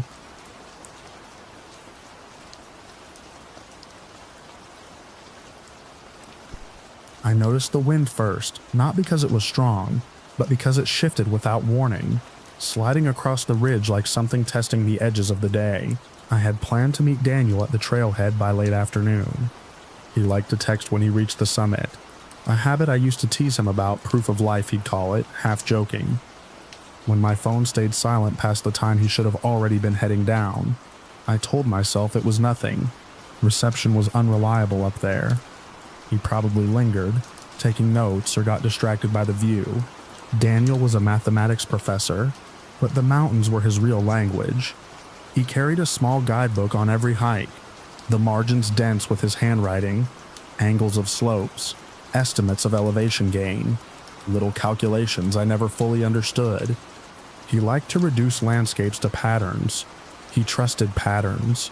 That morning had been clear, unseasonably warm for the time of year.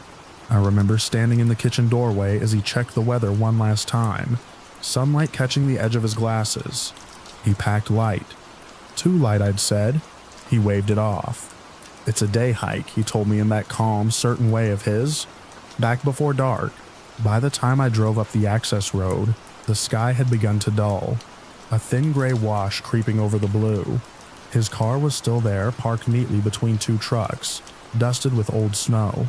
I felt a tightness settle in my chest when I saw it, something immediate and physical, like stepping into colder air than expected. Inside the car, everything looked ordinary. His jacket lay folded on the passenger seat. The guidebook sat open in the center console, a pen tucked into its spine. I flipped through it without thinking, scanning the pages until I found the one marked for that trail. There were his notes, elevations, times, a rough sketch of the summit ridge. Nothing unusual, nothing that explained why he wasn't already back. I called his name once, out of habit more than hope, and the sound disappeared into the trees. Two hikers approached from the trail while I was still standing there. They moved with that tired, satisfied rhythm of people who had already completed their day. One of them recognized the description when I mentioned Daniel. A tall man, early 40s, dark jacket, carrying a small pack. They had seen him at the summit. They didn't say it dramatically, just a simple confirmation, offered between sips of water and adjustments of gear. He'd been alone, standing near the edge, not too close but not sitting either. One of them mentioned that he seemed unsettled. Not distressed exactly, just unable to stay still. Walking a few steps, stopping, looking back down the trail, then out again toward the distant peaks. I asked if he had said anything. They shook their heads. He hadn't engaged, just nodded when they passed. One of them added, almost as an afterthought, that he kept checking his watch, though there was no reason to rush on a day like that. I thanked them, and they moved on, their voices fading quickly. I stood there for a long time after they left, staring up the trail as if I might see him descending, apologizing for the delay. The sky had grown heavier, the light flattening. A cold edge crept into the air. I started up the trail just before the first flakes fell. The path was well marked at first, a gradual ascent through sparse trees and exposed rock. Daniel had walked this route before. He knew it better than I did. I tried to follow his logic, imagining where he would have paused, what he would have noticed. I kept expecting to find some sign. A dropped glove, a footprint that looked fresher than the rest. About halfway up, the trail split at a junction I didn't remember. One path continued along the ridge. The other dipped slightly into a narrow drainage. A small wooden sign stood there, its lettering worn but still legible. I hesitated, pulling out my phone to check the map. But the signal had already dropped to nothing. I chose the ridge path. It seemed more direct. The wind picked up as I climbed higher, carrying the snow in thin, slanting lines. It wasn't heavy yet, but it was enough to blur the edges of the landscape.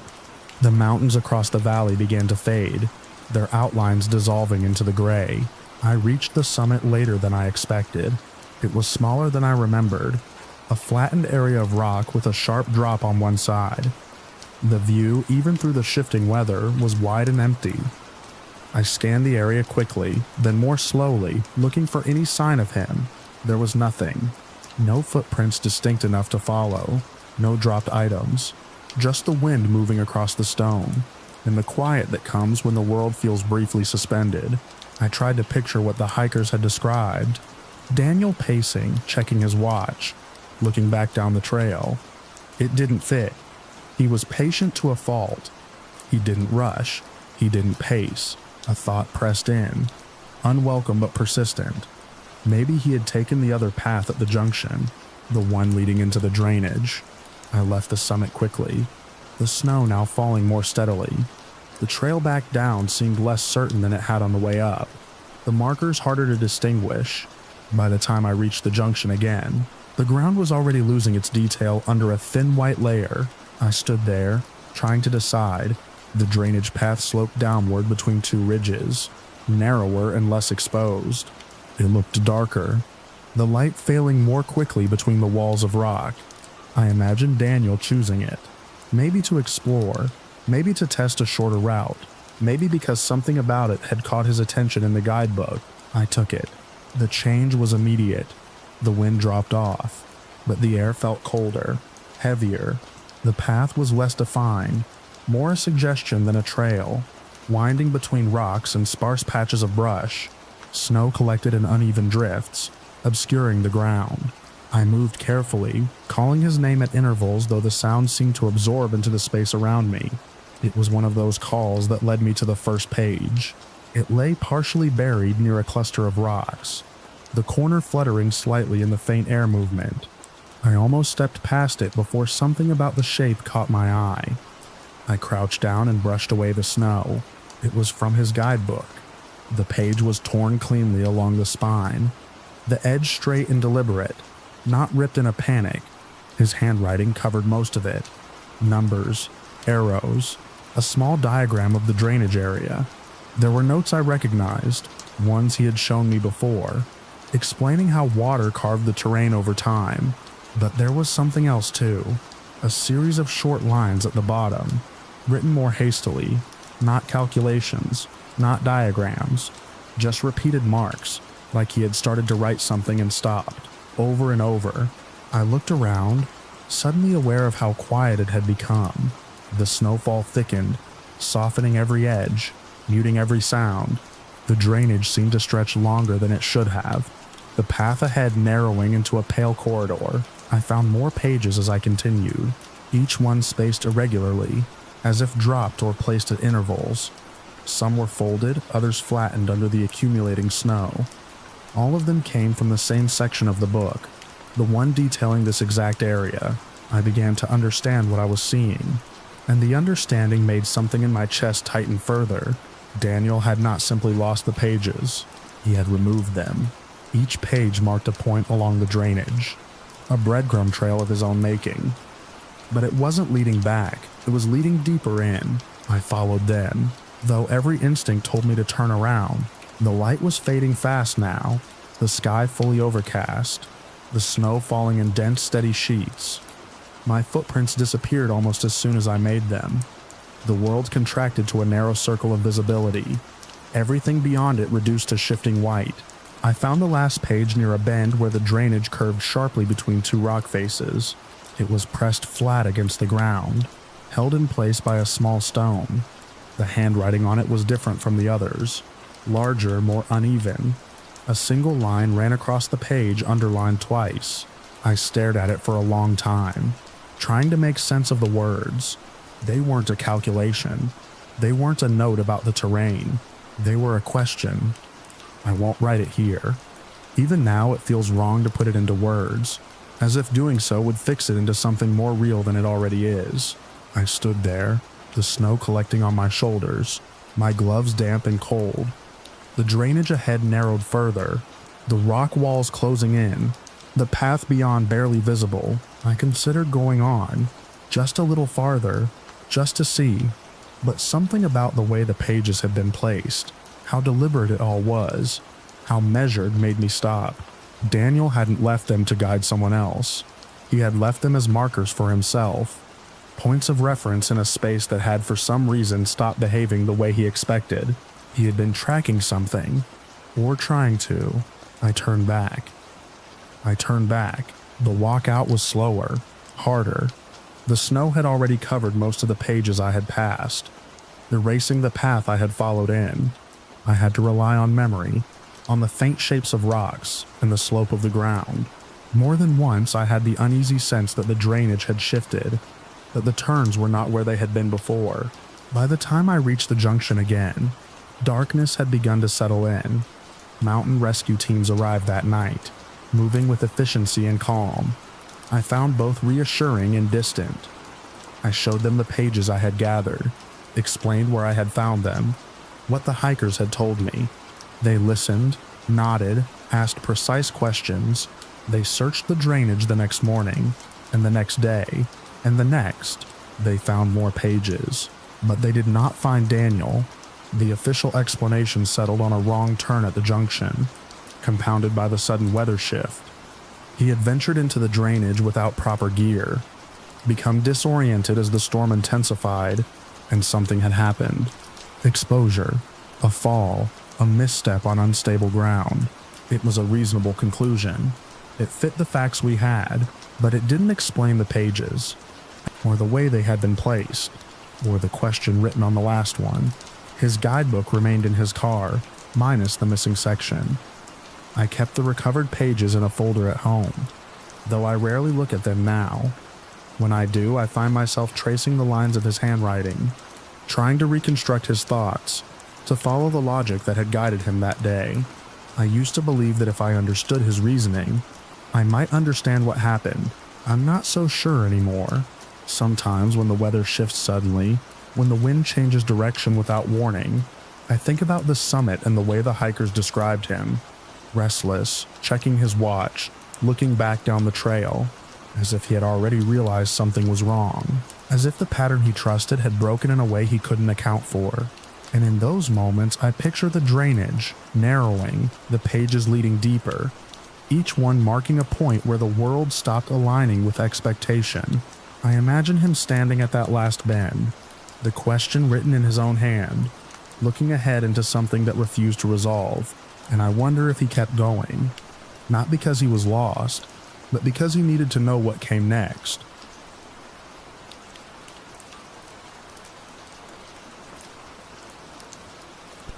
I remember the exact moment I decided to keep going, because it felt ordinary at the time, like every other small decision that doesn't seem to matter until it does. The ridge ahead looked manageable, a gentle rise of wind-packed snow broken by dark rock, and the others were slowing behind me, fussing with layers and water. I had the map in my head already, a clean line to the next marker, and the weather, thin light, steady wind felt stable enough to justify a short push alone. I am a physician by training, which means I spend most of my life weighing risk against outcome, acting when hesitation costs more than movement. Up there, the calculus felt the same. I had the experience, the conditioning, the equipment. I told myself I would go ahead, find the next safe point, and wait. I didn't think of it as separating. The mountain was high enough that sound thinned out. Even my own breathing seemed to vanish into the air, absorbed before it could echo. Snow shifted under my boots in a firm, predictable way, a rhythm I trusted. I kept my pace steady, using landmarks and angled slab, a cluster of wind-stunted trees, a shadow line that marked a dip in the terrain. There were no surprises in the first hour. My phone showed signal bars flickering in and out, enough to reassure me that I wasn't entirely cut off. I checked it once, then slipped it back into my jacket. The cold drained batteries quickly, but I had managed that before. I remember noticing the quiet more than anything, not the peaceful kind, but a layered quiet, as if the mountain held back something just beneath the surface. The wind would rise, then fall away too abruptly, leaving a pressure in my ears. It made me slow down, not out of fear, but because my body kept waiting for a sound that didn't come. By the time I reached the next rise, I stopped to look back. The group was gone from sight, hidden by the terrain. That wasn't unusual. We had spread out before.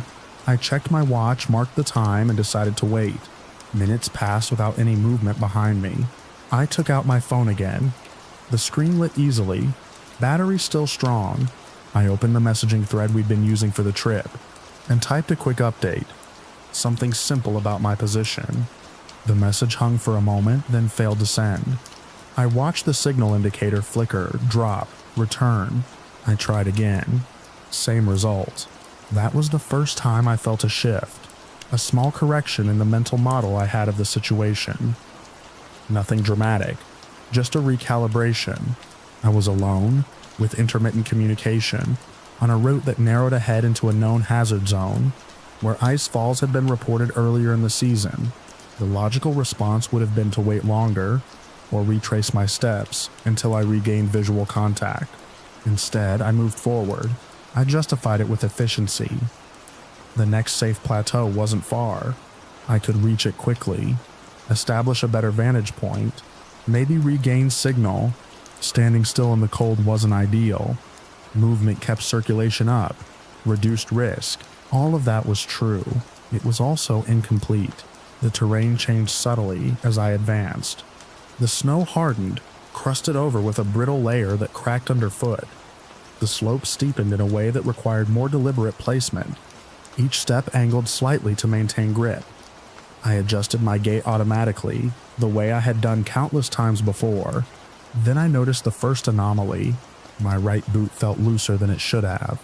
I stopped and looked down. The laces were still tied. The boot was secure. I shifted my weight, pressed down, tested the fit. Everything appeared normal. The sensation lingered though, a faint instability, like the ground beneath me was giving way by a fraction more than expected. I took another step. The feeling persisted. It wasn't pain, it wasn't numbness. It was a mismatch between what I expected to feel and what I actually felt. As a doctor, that kind of discrepancy stands out. It suggests either a problem with perception or with the environment. I checked the sole for ice buildup, cleared it with the edge of my other boot. I stamped down again. Solid. I continued. The wind picked up as I approached the hazard area, funneling through a narrow section between rock faces. Snow lifted in thin sheets, skimming across the surface. Visibility dropped slightly, not enough to obscure the path, but enough to flatten depth perception. I remember thinking that I should mark my position more carefully. I remember deciding not to. The slope angled upward toward a ridge, where I knew there was a relatively flat stretch. Beyond that, the terrain opened again. If I could just reach that point, I could reassess. Halfway up, the sensation in my right foot intensified. Not looseness now, but pressure, as if the boot had tightened around it. I stopped again, more abruptly this time. I knelt, brushed away the snow, and retied the laces. When I stood, the feeling had shifted to the left foot. That's when I felt the first real unease. There was no physiological reason for that kind of rapid change. No injury, no exposure that could explain it. I flexed my toes inside the boots. Movement was normal. Circulation seemed intact. The wind surged again, louder this time, carrying a low, irregular sound from somewhere ahead. Not a crack, not a slide, but something intermittent, like ice shifting under tension. I knew that sound. Icefall. I should have turned back then. Instead, I accelerated. The ridge was close. maybe a few dozen meters. I could see the top now, a clean line against the sky. If I could get over it, I'd be out of the immediate danger zone. The ground beneath me changed again, transitioning from packed snow to a thinner layer over ice. My boots lost some traction. I adjusted, shortened my stride, leaned into the slope, then my right foot slipped. It wasn't a dramatic fall, just a brief loss of grip, a slide of a few inches before I caught myself, but it was enough to spike my heart rate, to sharpen every sense. I looked down. The boot was still there, but something about it felt wrong, as if it didn't belong on my foot. I crouched again, this time more urgently, and pulled at the laces. They came loose easily. I slipped my foot out. Cold hit immediately, sharp and invasive. I stared at the boot in my hand, turning it over, checking for damage. There was none. It was intact, functional, exactly as it should be. I put it back on. The sensation returned the moment my foot slid inside. I don't have a clean explanation for what I did next. I removed the other boot, both of them, off, set on the snow in front of me. For a few seconds, I just stood there in my socks, the cold biting through instantly, pain blooming up through my feet. It was irrational. I knew it was irrational. Every part of my training, my experience, my basic understanding of survival in that environment told me to put them back on immediately. I didn't. Instead, I took a step forward. The contact between my sock and the snow was direct, harsh and oddly clarifying. The mismatch I had felt before, the instability, the pressure was gone. The ground felt exactly as it should. Cold, solid, predictable. Relief, brief and sharp, cut through the fear. I took another step, and then another. The ridge was only a few meters away now. I could reach it quickly, I told myself. Just get over, then deal with the boots. Behind me, somewhere down the slope, a deep, resonant crack rolled through the mountain. I didn't look back. I moved faster, ignoring the pain in my feet, focusing on the line ahead. The snow thinned further, exposing more ice. My footing became precarious, but I kept going. The ridge was within reach. I planted my foot, shifted my weight, and pushed upward. The surface gave way. Not a collapse, not a full break, but a sudden partial failure that sent my center of gravity off balance. My bare foot slid across the ice, searching for friction that wasn't there. I fell. The initial impact was controlled, a sideways drop onto my hip and shoulder. I tried to arrest the slide, digging my hands into the surface, but the slope was steeper than it had appeared from below. I began to move downward, at first, slowly, then with increasing speed. The world narrowed to the immediate. The angle of the slope, the texture of the ice, the position of my limbs. I tried to orient myself to find an edge, a protrusion, anything to stop the descent. My feet, unprotected, struck the surface repeatedly, each contact sending sharp bursts of pain upward. I could feel the skin tearing, but the sensation was distant, secondary to the urgency of stopping. I reached out, fingers scraping against rock, missed. The slope shifted again, dropping into a steeper section. Acceleration. I remember a brief clear thought. This is no longer recoverable. Then the impact and everything stopped at once. Silence returned, heavy and complete. I was lying on my back, staring up at a slice of sky, framed by jagged ice. My breath came in short, controlled bursts. I ran through a rapid internal assessment: airway, breathing, circulation, neurological status. I was conscious. I could move my arms. My legs responded, though with limited strength. Pain registered in multiple areas, but none immediately catastrophic. I reached for my phone. It was still in my jacket pocket. I pulled it out, thumb shaking slightly as I unlocked the screen. The display came to life, bright against the dim surroundings. Signal, none. Battery, sufficient. I opened the emergency dialer. No connection. I tried again, shifting the phone, raising it, lowering it, searching for even a flicker of signal. Nothing. I switched to messaging, typed out a brief description of my situation. my approximate location based on the last known coordinates. The message failed to send. I held the phone in my hand, staring at it, waiting for something to change. It didn't. Time became difficult to track after that. The light shifted slowly, the angle of the sky narrowing as shadows lengthened across the ice. The temperature dropped. I could feel it in my extremities first, then deeper. I tried to move, to reposition myself in a way that would conserve heat, reduce exposure. Each movement cost more than the last. At some point, I became aware of my boots again. Not physically, they were somewhere above out of reach, but as a concept, a decision point I couldn't reconcile.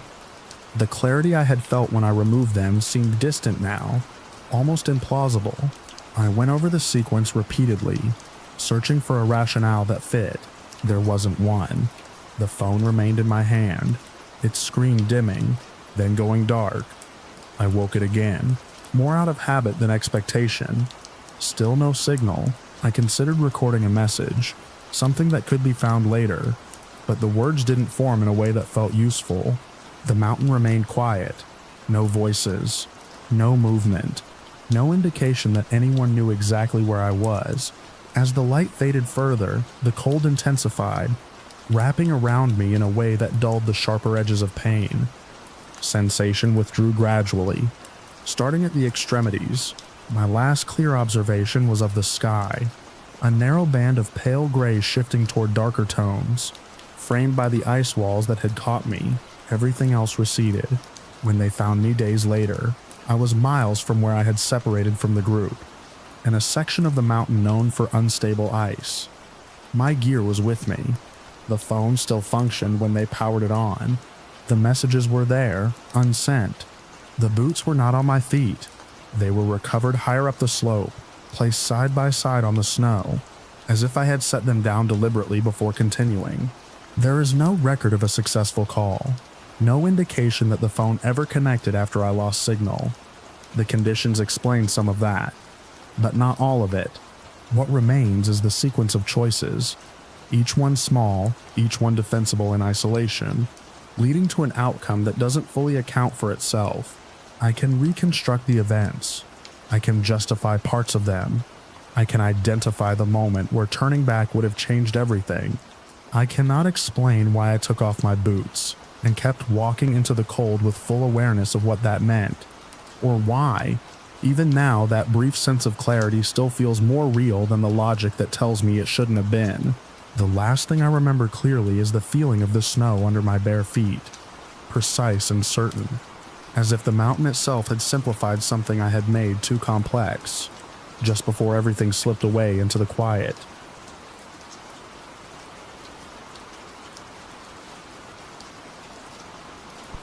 I remember the rain first, not the day my brother went missing. It had been falling since before breakfast, a thin, steady drizzle that turned the campground roads into slick ribbons of mud and pressed the smell of wet pine into everything. Our tent sagged at the seams, water collecting in shallow dips that my father kept pushing out with the flat of his hand. The air felt close, like the trees had leaned in overnight and never leaned back. My brother Eli hated the woods. That's the part no one ever seemed to understand later. When the questions came in, careful tones and notepads filled with small, neat writing, people pictured a boy drawn into the trees, curious or careless. They imagined him wandering, but Eli wouldn't even step past the edge of our campsite without looking back at the tent, at one of us, as if the trees themselves might notice him if he went too far. He stayed on the gravel loop, circling it on his red tricycle, the plastic wheels hissing on wet stone. Back and forth, always within sight. That morning was no different. I watched him from the picnic table while I picked at a piece of toast that had gone damp in my hands. He wore his yellow raincoat, the hood too big, slipping down so he had to jerk his head to clear his vision. Each time he passed me, he glanced up checking, and I raised my hand so he'd know I was still there. Our parents were busy with the small tasks that fill a morning in bad weather. My mother was repacking a cooler that had leaked overnight. My father was wrestling with a stubborn tent pole. The campground caretaker had driven by earlier in a slow, idling cart. tires whispering through puddles, giving us a short wave. Nothing about it felt like the kind of morning that splits your life in two. The last time I saw Eli clearly, he was at the far end of the loop, near the sign that marked the start of a trail we had never taken. The sign was darkened by rain, the letters running slightly, as if the woods were trying to erase their own name. Eli had stopped pedaling. He sat still on the tricycle, 1 foot on the ground, staring toward the trees. That alone was strange enough to make me stand. He didn't like looking at the woods. I remember thinking I should call to him, but I didn't. It felt unnecessary. He was right there, not even 20 yards away, and I could see the bright yellow of his coat against the gray morning. I turned for a second, maybe less, to grab the rest of my toast from the table. When I looked back, the loop was empty. The space where he had been felt wrong, like something had been erased without leaving a mark. The rain continued exactly as before. The trees stood in their same quiet line. The trail sign didn't move. His tricycle was gone. I walked to where he had been, expecting to see him just beyond the curve of the loop, maybe hidden by the bend. I remember the way my shoes slipped slightly in the mud, the way the drizzle collected on my eyelashes. I reached the curve. There was nothing. No yellow coat, no red frame of the tricycle, no sound of plastic wheels on gravel, just the soft, constant fall of rain and the distant murmur of other campers moving through their own mornings. I didn't run right away. That's something I've thought about too many times. I stood there, scanning the loop, then the spaces between the trees, then back again, as if he might simply appear if I looked in the right order. Then I went back to the campsite and told my parents he was gone. The word gone didn't feel real in my mouth. It felt like something too big to fit. Everything after that moved too fast and not fast enough at the same time. My father ran the loop, calling Eli's name once, then again louder, his voice flattening in the damp air. My mother checked the tent, the car, the small gaps between other campsites as if Eli might have tucked himself somewhere dry. I followed them, then stopped, then followed again, unable to decide where I was supposed to be. The caretaker came back when he heard the shouting. He radioed someone, within what felt like minutes but must have been longer. Other voices joined ours. People fanned out. They checked the bathrooms, the empty campsites, the edges of the road. Someone asked me where I had last seen him, and I pointed to the trail sign. I said he wouldn't go into the woods. I said it more than once. He wouldn't go into the woods by late morning. The rain had thickened. It wasn't heavy, but it was relentless, soaking through jackets and turning the ground soft underfoot. The campground filled with movement, people in bright ponchos, volunteers who had come from nearby towns, rangers coordinating with maps spread across the hood of a truck. They organized search lines. They moved into the forest anyway. I stood with my mother under the awning of the caretaker's small office as groups disappeared between the trees, their colors fading into green and gray. Every time someone returned, I searched their faces for something. Anything that would tell me they had found him. They never had. Around midday, someone found the tricycle, not in the woods, not near the trail.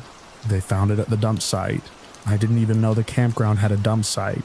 It was a clearing used for trash collection, a place campers weren't supposed to go, nearly a mile from our loop by the service road that curved away from the main area. The caretaker drove us there. I remember the ride more clearly than I remember getting into the cart. The engine's low hum, the way the rain hit my face sideways as we moved, the trees lining the narrow road, close and watching. The clearing opened suddenly, a raw patch of ground with a large metal container and a few scattered bins. The mud there was darker, churned by tires. Eli's tricycle was lying on its side near the edge of the clearing. It wasn't broken. That detail lodged itself in everyone's mind at once. The front wheel wasn't bent. The handlebars weren't twisted. Even the small plastic basket on the front was intact, holding a few wet leaves that must have fallen in after it was left there. It looked placed, not dropped. My father walked to it slowly, as if approaching something that might move. He picked it up and turned it over, checking it for damage that wasn't there. He spun one of the wheels. It rotated smoothly, the faint clicking sound steady and unchanged. There were no marks leading to it, no tracks that made sense. The rain had blurred everything, but even then, the ground didn't show a clear path from the road to where the tricycle lay. No drag lines, no deep impressions, just a general disturbance of mud that could have been anything. The people in charge spoke in low, controlled voices. They expanded the search area immediately, shifting focus to the service road, the dump site, the surrounding forest. Dogs were brought in. I remember the dogs because they seemed so certain at first. Their handlers guided them to the tricycle, let them sniff, then set them loose along the edges of the clearing. The dogs circled. They pulled in short, confused movements, then stopped. They tried again, noses low, tails stiff. They couldn't find a trail. That was the first time I felt something cold settle in my chest, something that didn't match the situation as it had been explained to me. Missing child, lost, found object, continue searching. It didn't fit. If I wouldn't ride to the dump site, he wouldn't leave the loop. He wouldn't go near the trees, let alone down a road that cut through them.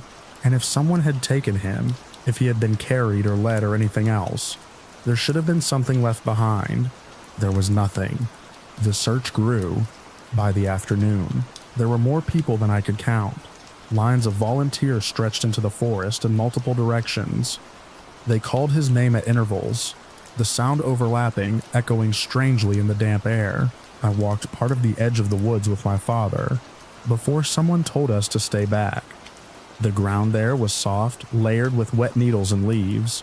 It held impressions easily, but there were no small footprints leading away, no pattern that suggested a child had passed through, just the marks of the searchers themselves, crisscrossing and overlapping, erasing whatever might have been there before.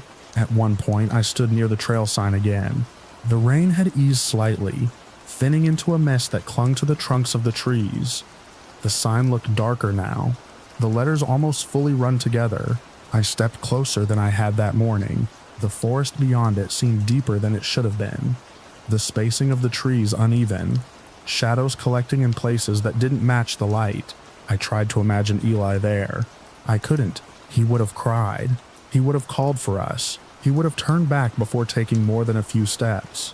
The absence of any sound, any sign, felt louder than the search itself. By late afternoon, the voices had grown hoarse. The lines moved slower. The rain returned to its steady pattern, filling in the small disturbances in the ground, smoothing everything into a uniform gray. They didn't stop searching that day. They didn't stop the next day either, or the day after.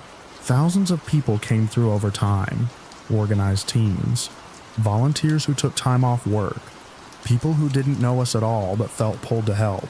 They searched the woods in widening circles. They checked waterways, culverts, abandoned structures. They brought in more dogs. They brought in equipment I didn't understand. Nothing changed. No trace.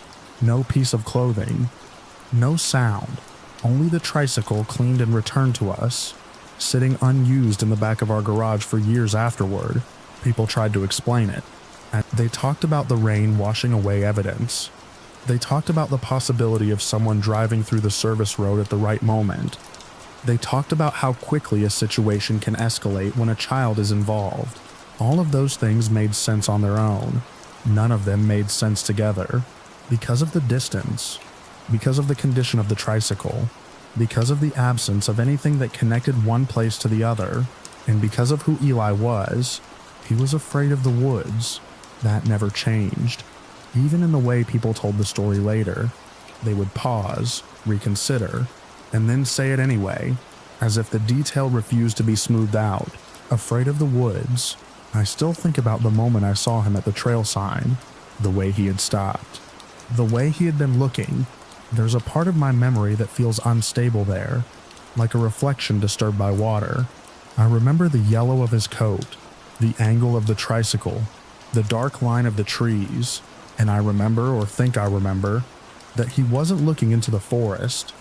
He was looking slightly to the side of it, as if something had come out. There was no sound, no movement that I could point to, just that brief, still moment before I looked away. The campground is still there. I went back once, years later on a day without rain. The loop looked smaller than I remembered. The trail sign had been replaced. The letters clean and sharp. The dump site was still down the service road. Unchanged except for a newer container. I stood where the tricycle had been found and tried to map the distance in my head to connect the 2 points with something real. There was nothing to connect. The space between them felt empty in a way that didn't belong to distance. On my way out, I stopped at the edge of the loop again, near where I had last seen him. The trees were quiet, ordinary, spaced the way trees are supposed to be. I waited there longer than I meant to. Watching, listening. The campground moved around me. Cars passing, people talking, the small sounds of a normal place. The woods didn't answer. They didn't need to, because whatever had happened that morning had left no path in or out, no mark to follow, no direction to search, just a space where my brother had been, and a tricycle left too far away to explain.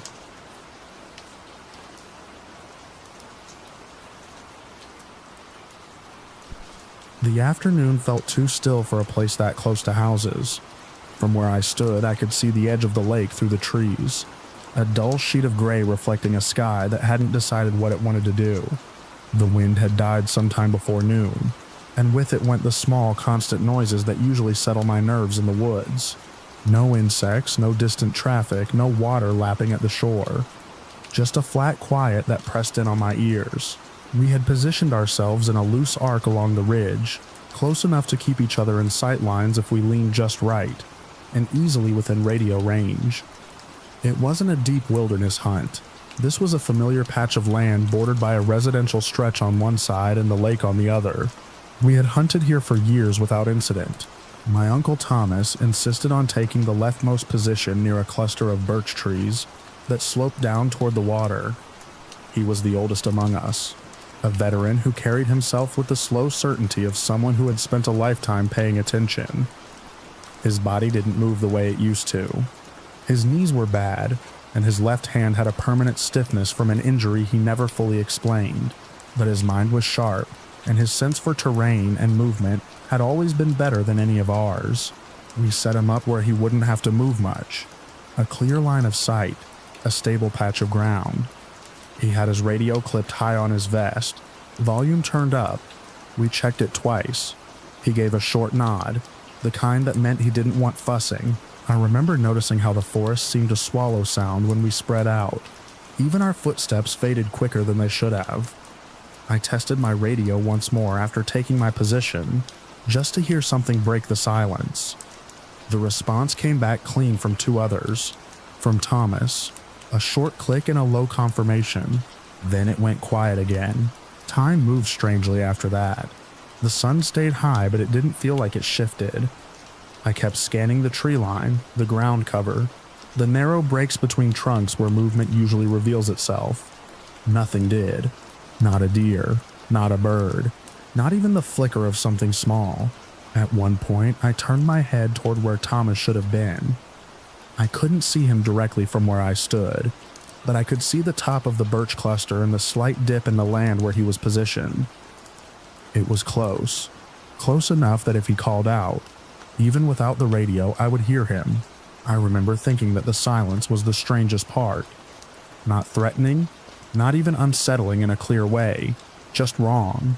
The first indication that something had shifted came over the radio, but it wasn't from him.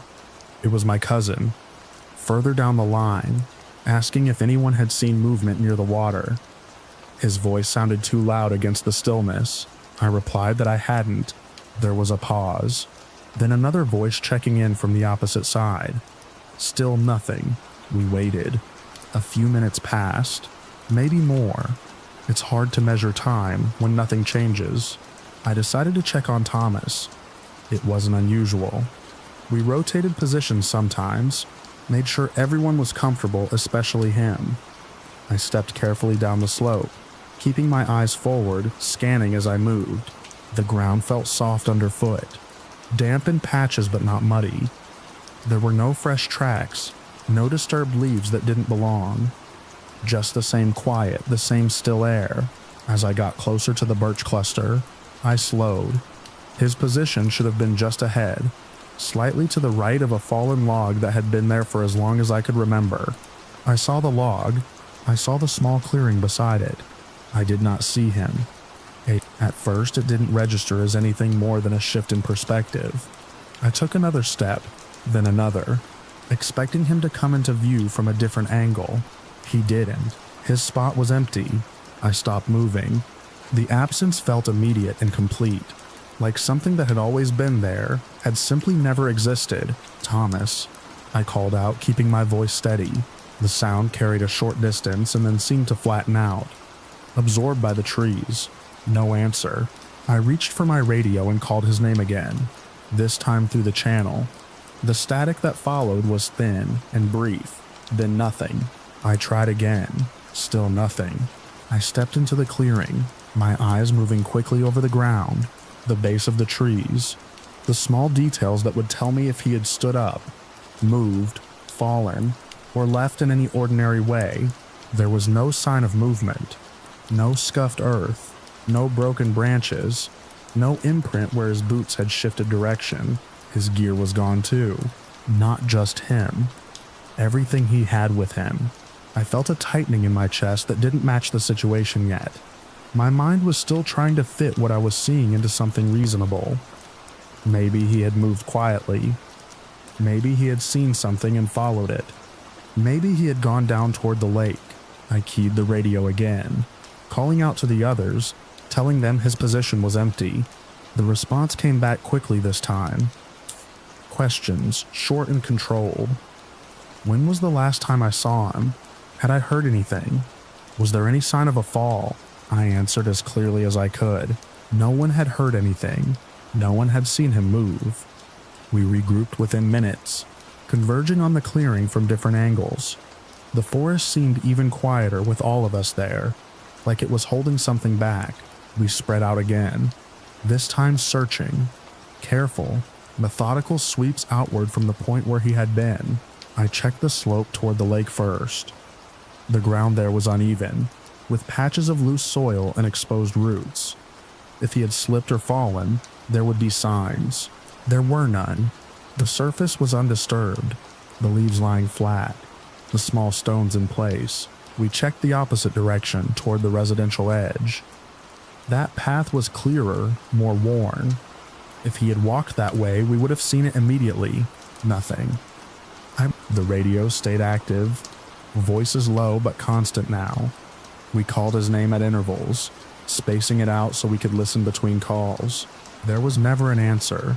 After the first hour, the situation shifted from confusion to something heavier. We contacted the rangers, gave them our location, explained the circumstances as plainly as we could. An elderly man, limited mobility, last seen moments ago within close proximity, now completely gone without a trace. They arrived faster than I expected. 2 trucks first, then more as the afternoon wore on. The forest filled with movement that felt out of place against the stillness that had been there before. They asked the same questions we had already asked each other. We walked them through the sequence, showed them the exact spot where he had been. They examined the ground, the surrounding area, the slope, the trees. They marked points, took notes, spoke in quiet, measured tones. One of them stood where Thomas had been positioned and looked outward, tracing the lines of sight. "You were how far?" he asked me. I pointed to my position, close enough to hear him if he called out. He nodded slowly. We expanded the search radius. More people arrived. Volunteers. Later agents who introduced themselves with clipped professionalism that didn't invite questions. The lake was checked. The shoreline combed. Boats moved across the surface in slow, deliberate patterns. Nothing was found. The residential edge was canvassed. No one had seen an elderly man emerge from the woods. No one had heard anything unusual. The forest itself gave nothing back. No tracks leaving the clearing. No signs of struggle. No dropped equipment. No broken vegetation. Zwingli, it was as if he had been there one moment, and then simply was not. As evening approached, the light began to change. filtering through the trees in a way that made depth harder to judge. Shadows lengthened, but the silence remained the same. I stayed near the original spot longer than I should have, watching as others moved in, widening circles. The ground looked exactly as it had when I first stepped into the clearing, untouched. I tried to reconstruct it in my head, his posture, the angle he would have been facing, the direction of his attention. There was no point at which a movement could have happened without being noticed. Not by me, not by anyone else in that line. And yet it had. The search continued into the night, then into the following days.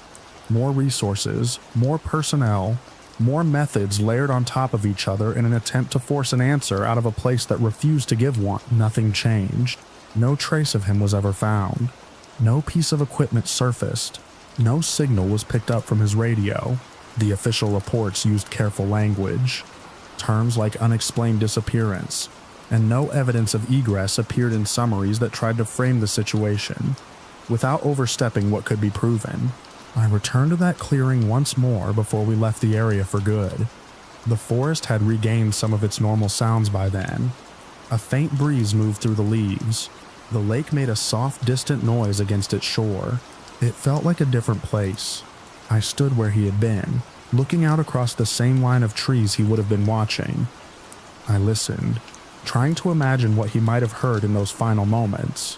There was nothing to hold on to, no detail that stood out, no anomaly I could point to and say that was the moment something changed. Just the knowledge that in a space where every movement should have been visible, every sound should have carried, he had vanished completely. I still think about the silence most of all.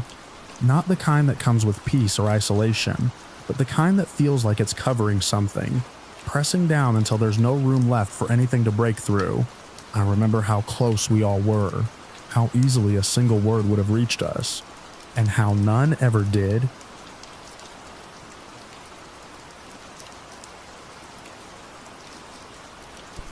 I knew that canyon the way some men know the inside of their own houses, by memory more than sight, by the feel of turns and rises underfoot. I had walked it in heat that baked the rock pale, and an early frost that turned every breath into smoke. That morning, the air was dry and cold enough to sting my teeth, and I remember thinking it was a good day for moving game, because the wind held steady along the ridge. My boys were behind me on the slope above the base camp, close enough that I could see their outlines when they shifted. They weren't children anymore, but I still thought of them that way when we hunted together. I had them hold their positions while I dropped lower to push through the brush and drive anything bedded down toward them. It was a simple plan, the kind we'd used before, without trouble. I checked my watch, noted the angle of the sun against the canyon wall, and started down. The ground changed as I descended. The loose shale gave way to packed dirt and roots that crossed the path like old scars. I moved slowly, not because I needed to, but because I preferred to keep the noise low. Years in the service had made that automatic. Even out here, where there was no one to hear me but animals, I placed my feet with care. About halfway down, I paused and looked back. I couldn't see my sons anymore, but I knew where they were. I raised a hand out of habit, though there was no one to see it, and then turned into the thicker brush where the canyon narrowed. That was the last place anyone could say for certain. I was still on the plan. I remember the smell of the juniper, sharp and clean, and the way the light filtered through the branches in narrow bands. I remember a bird calling somewhere ahead, not alarm, just present. I moved toward that sound because it meant the area wasn't already disturbed. There was nothing unusual about any of it. I pushed through a stand of low brush and stepped into a small clearing I had passed through dozens of times before. It wasn't much, just a break in the trees where the ground leveled out, and the soil held less rock. I stopped there to listen. The canyon has its own kind of quiet. It isn't silence, it's a layering of small sounds. Wind moving through needles, the distant shift of loose stone, the occasional call of something you never see. That morning, those sounds felt off, though I couldn't have said why at the time. I stood still longer than I needed to. Then I heard movement to my left, something heavier than a bird.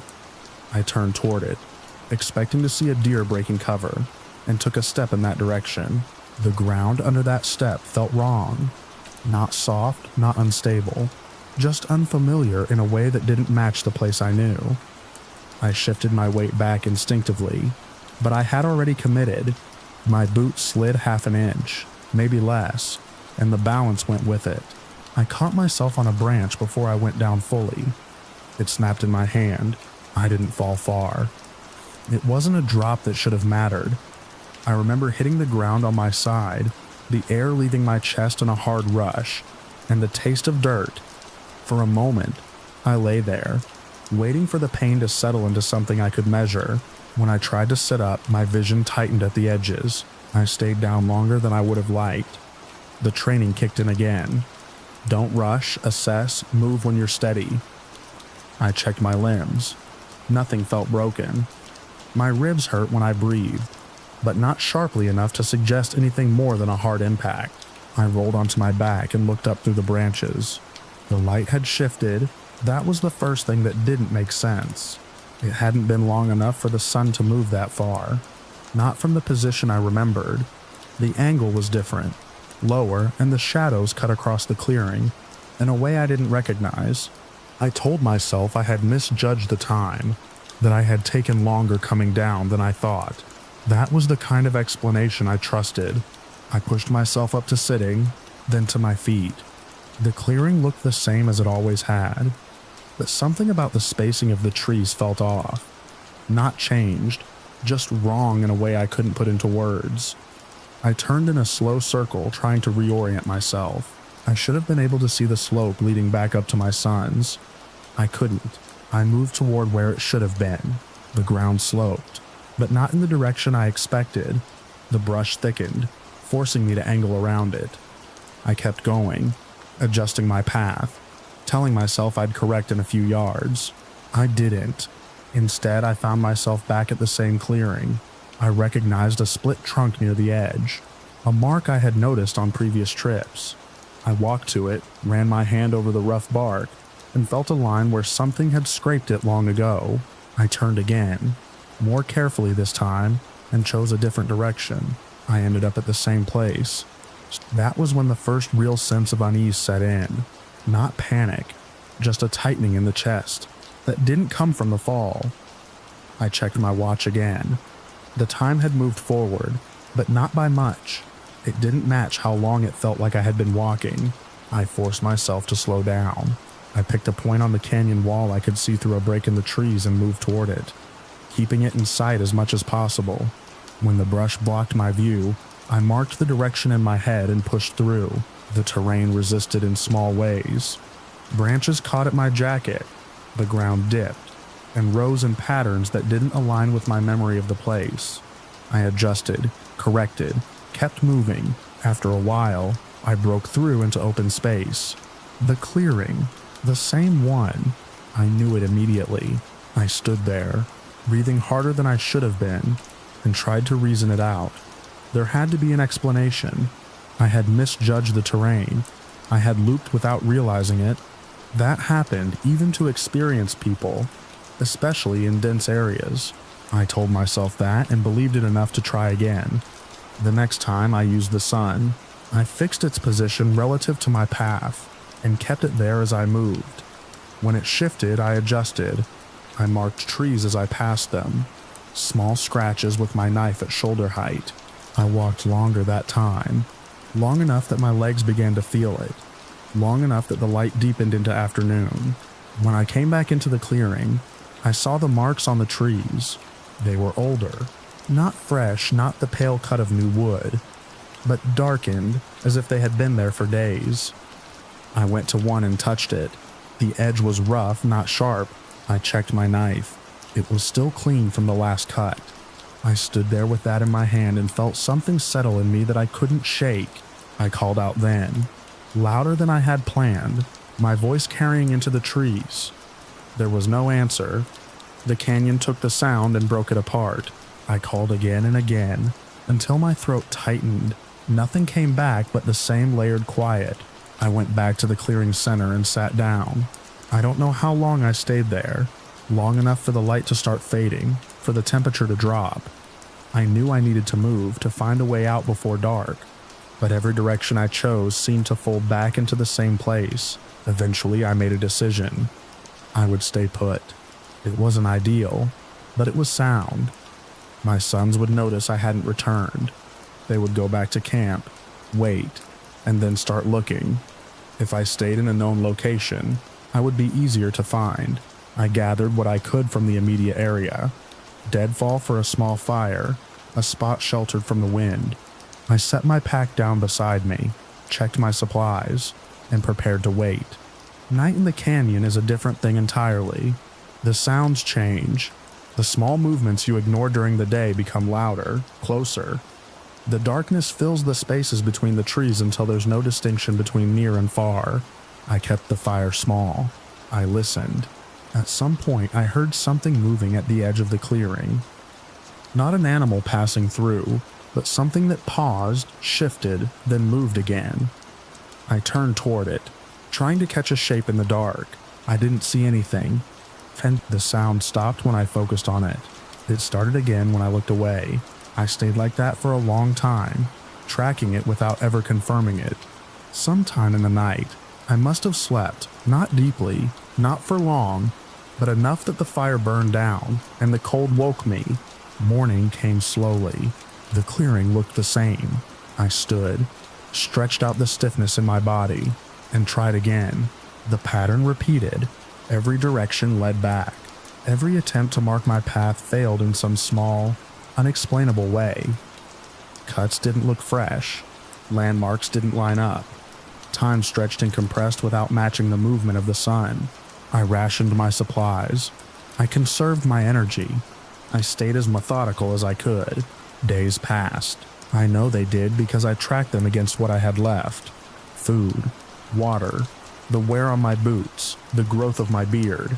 But even that felt uncertain, like measuring something with a tool that had been bent. At some point, I stopped trying to leave the clearing. I focused on staying alive. I expanded the area I used, gathered more wood, found a small seep of water not far from the edge where the ground stayed damp.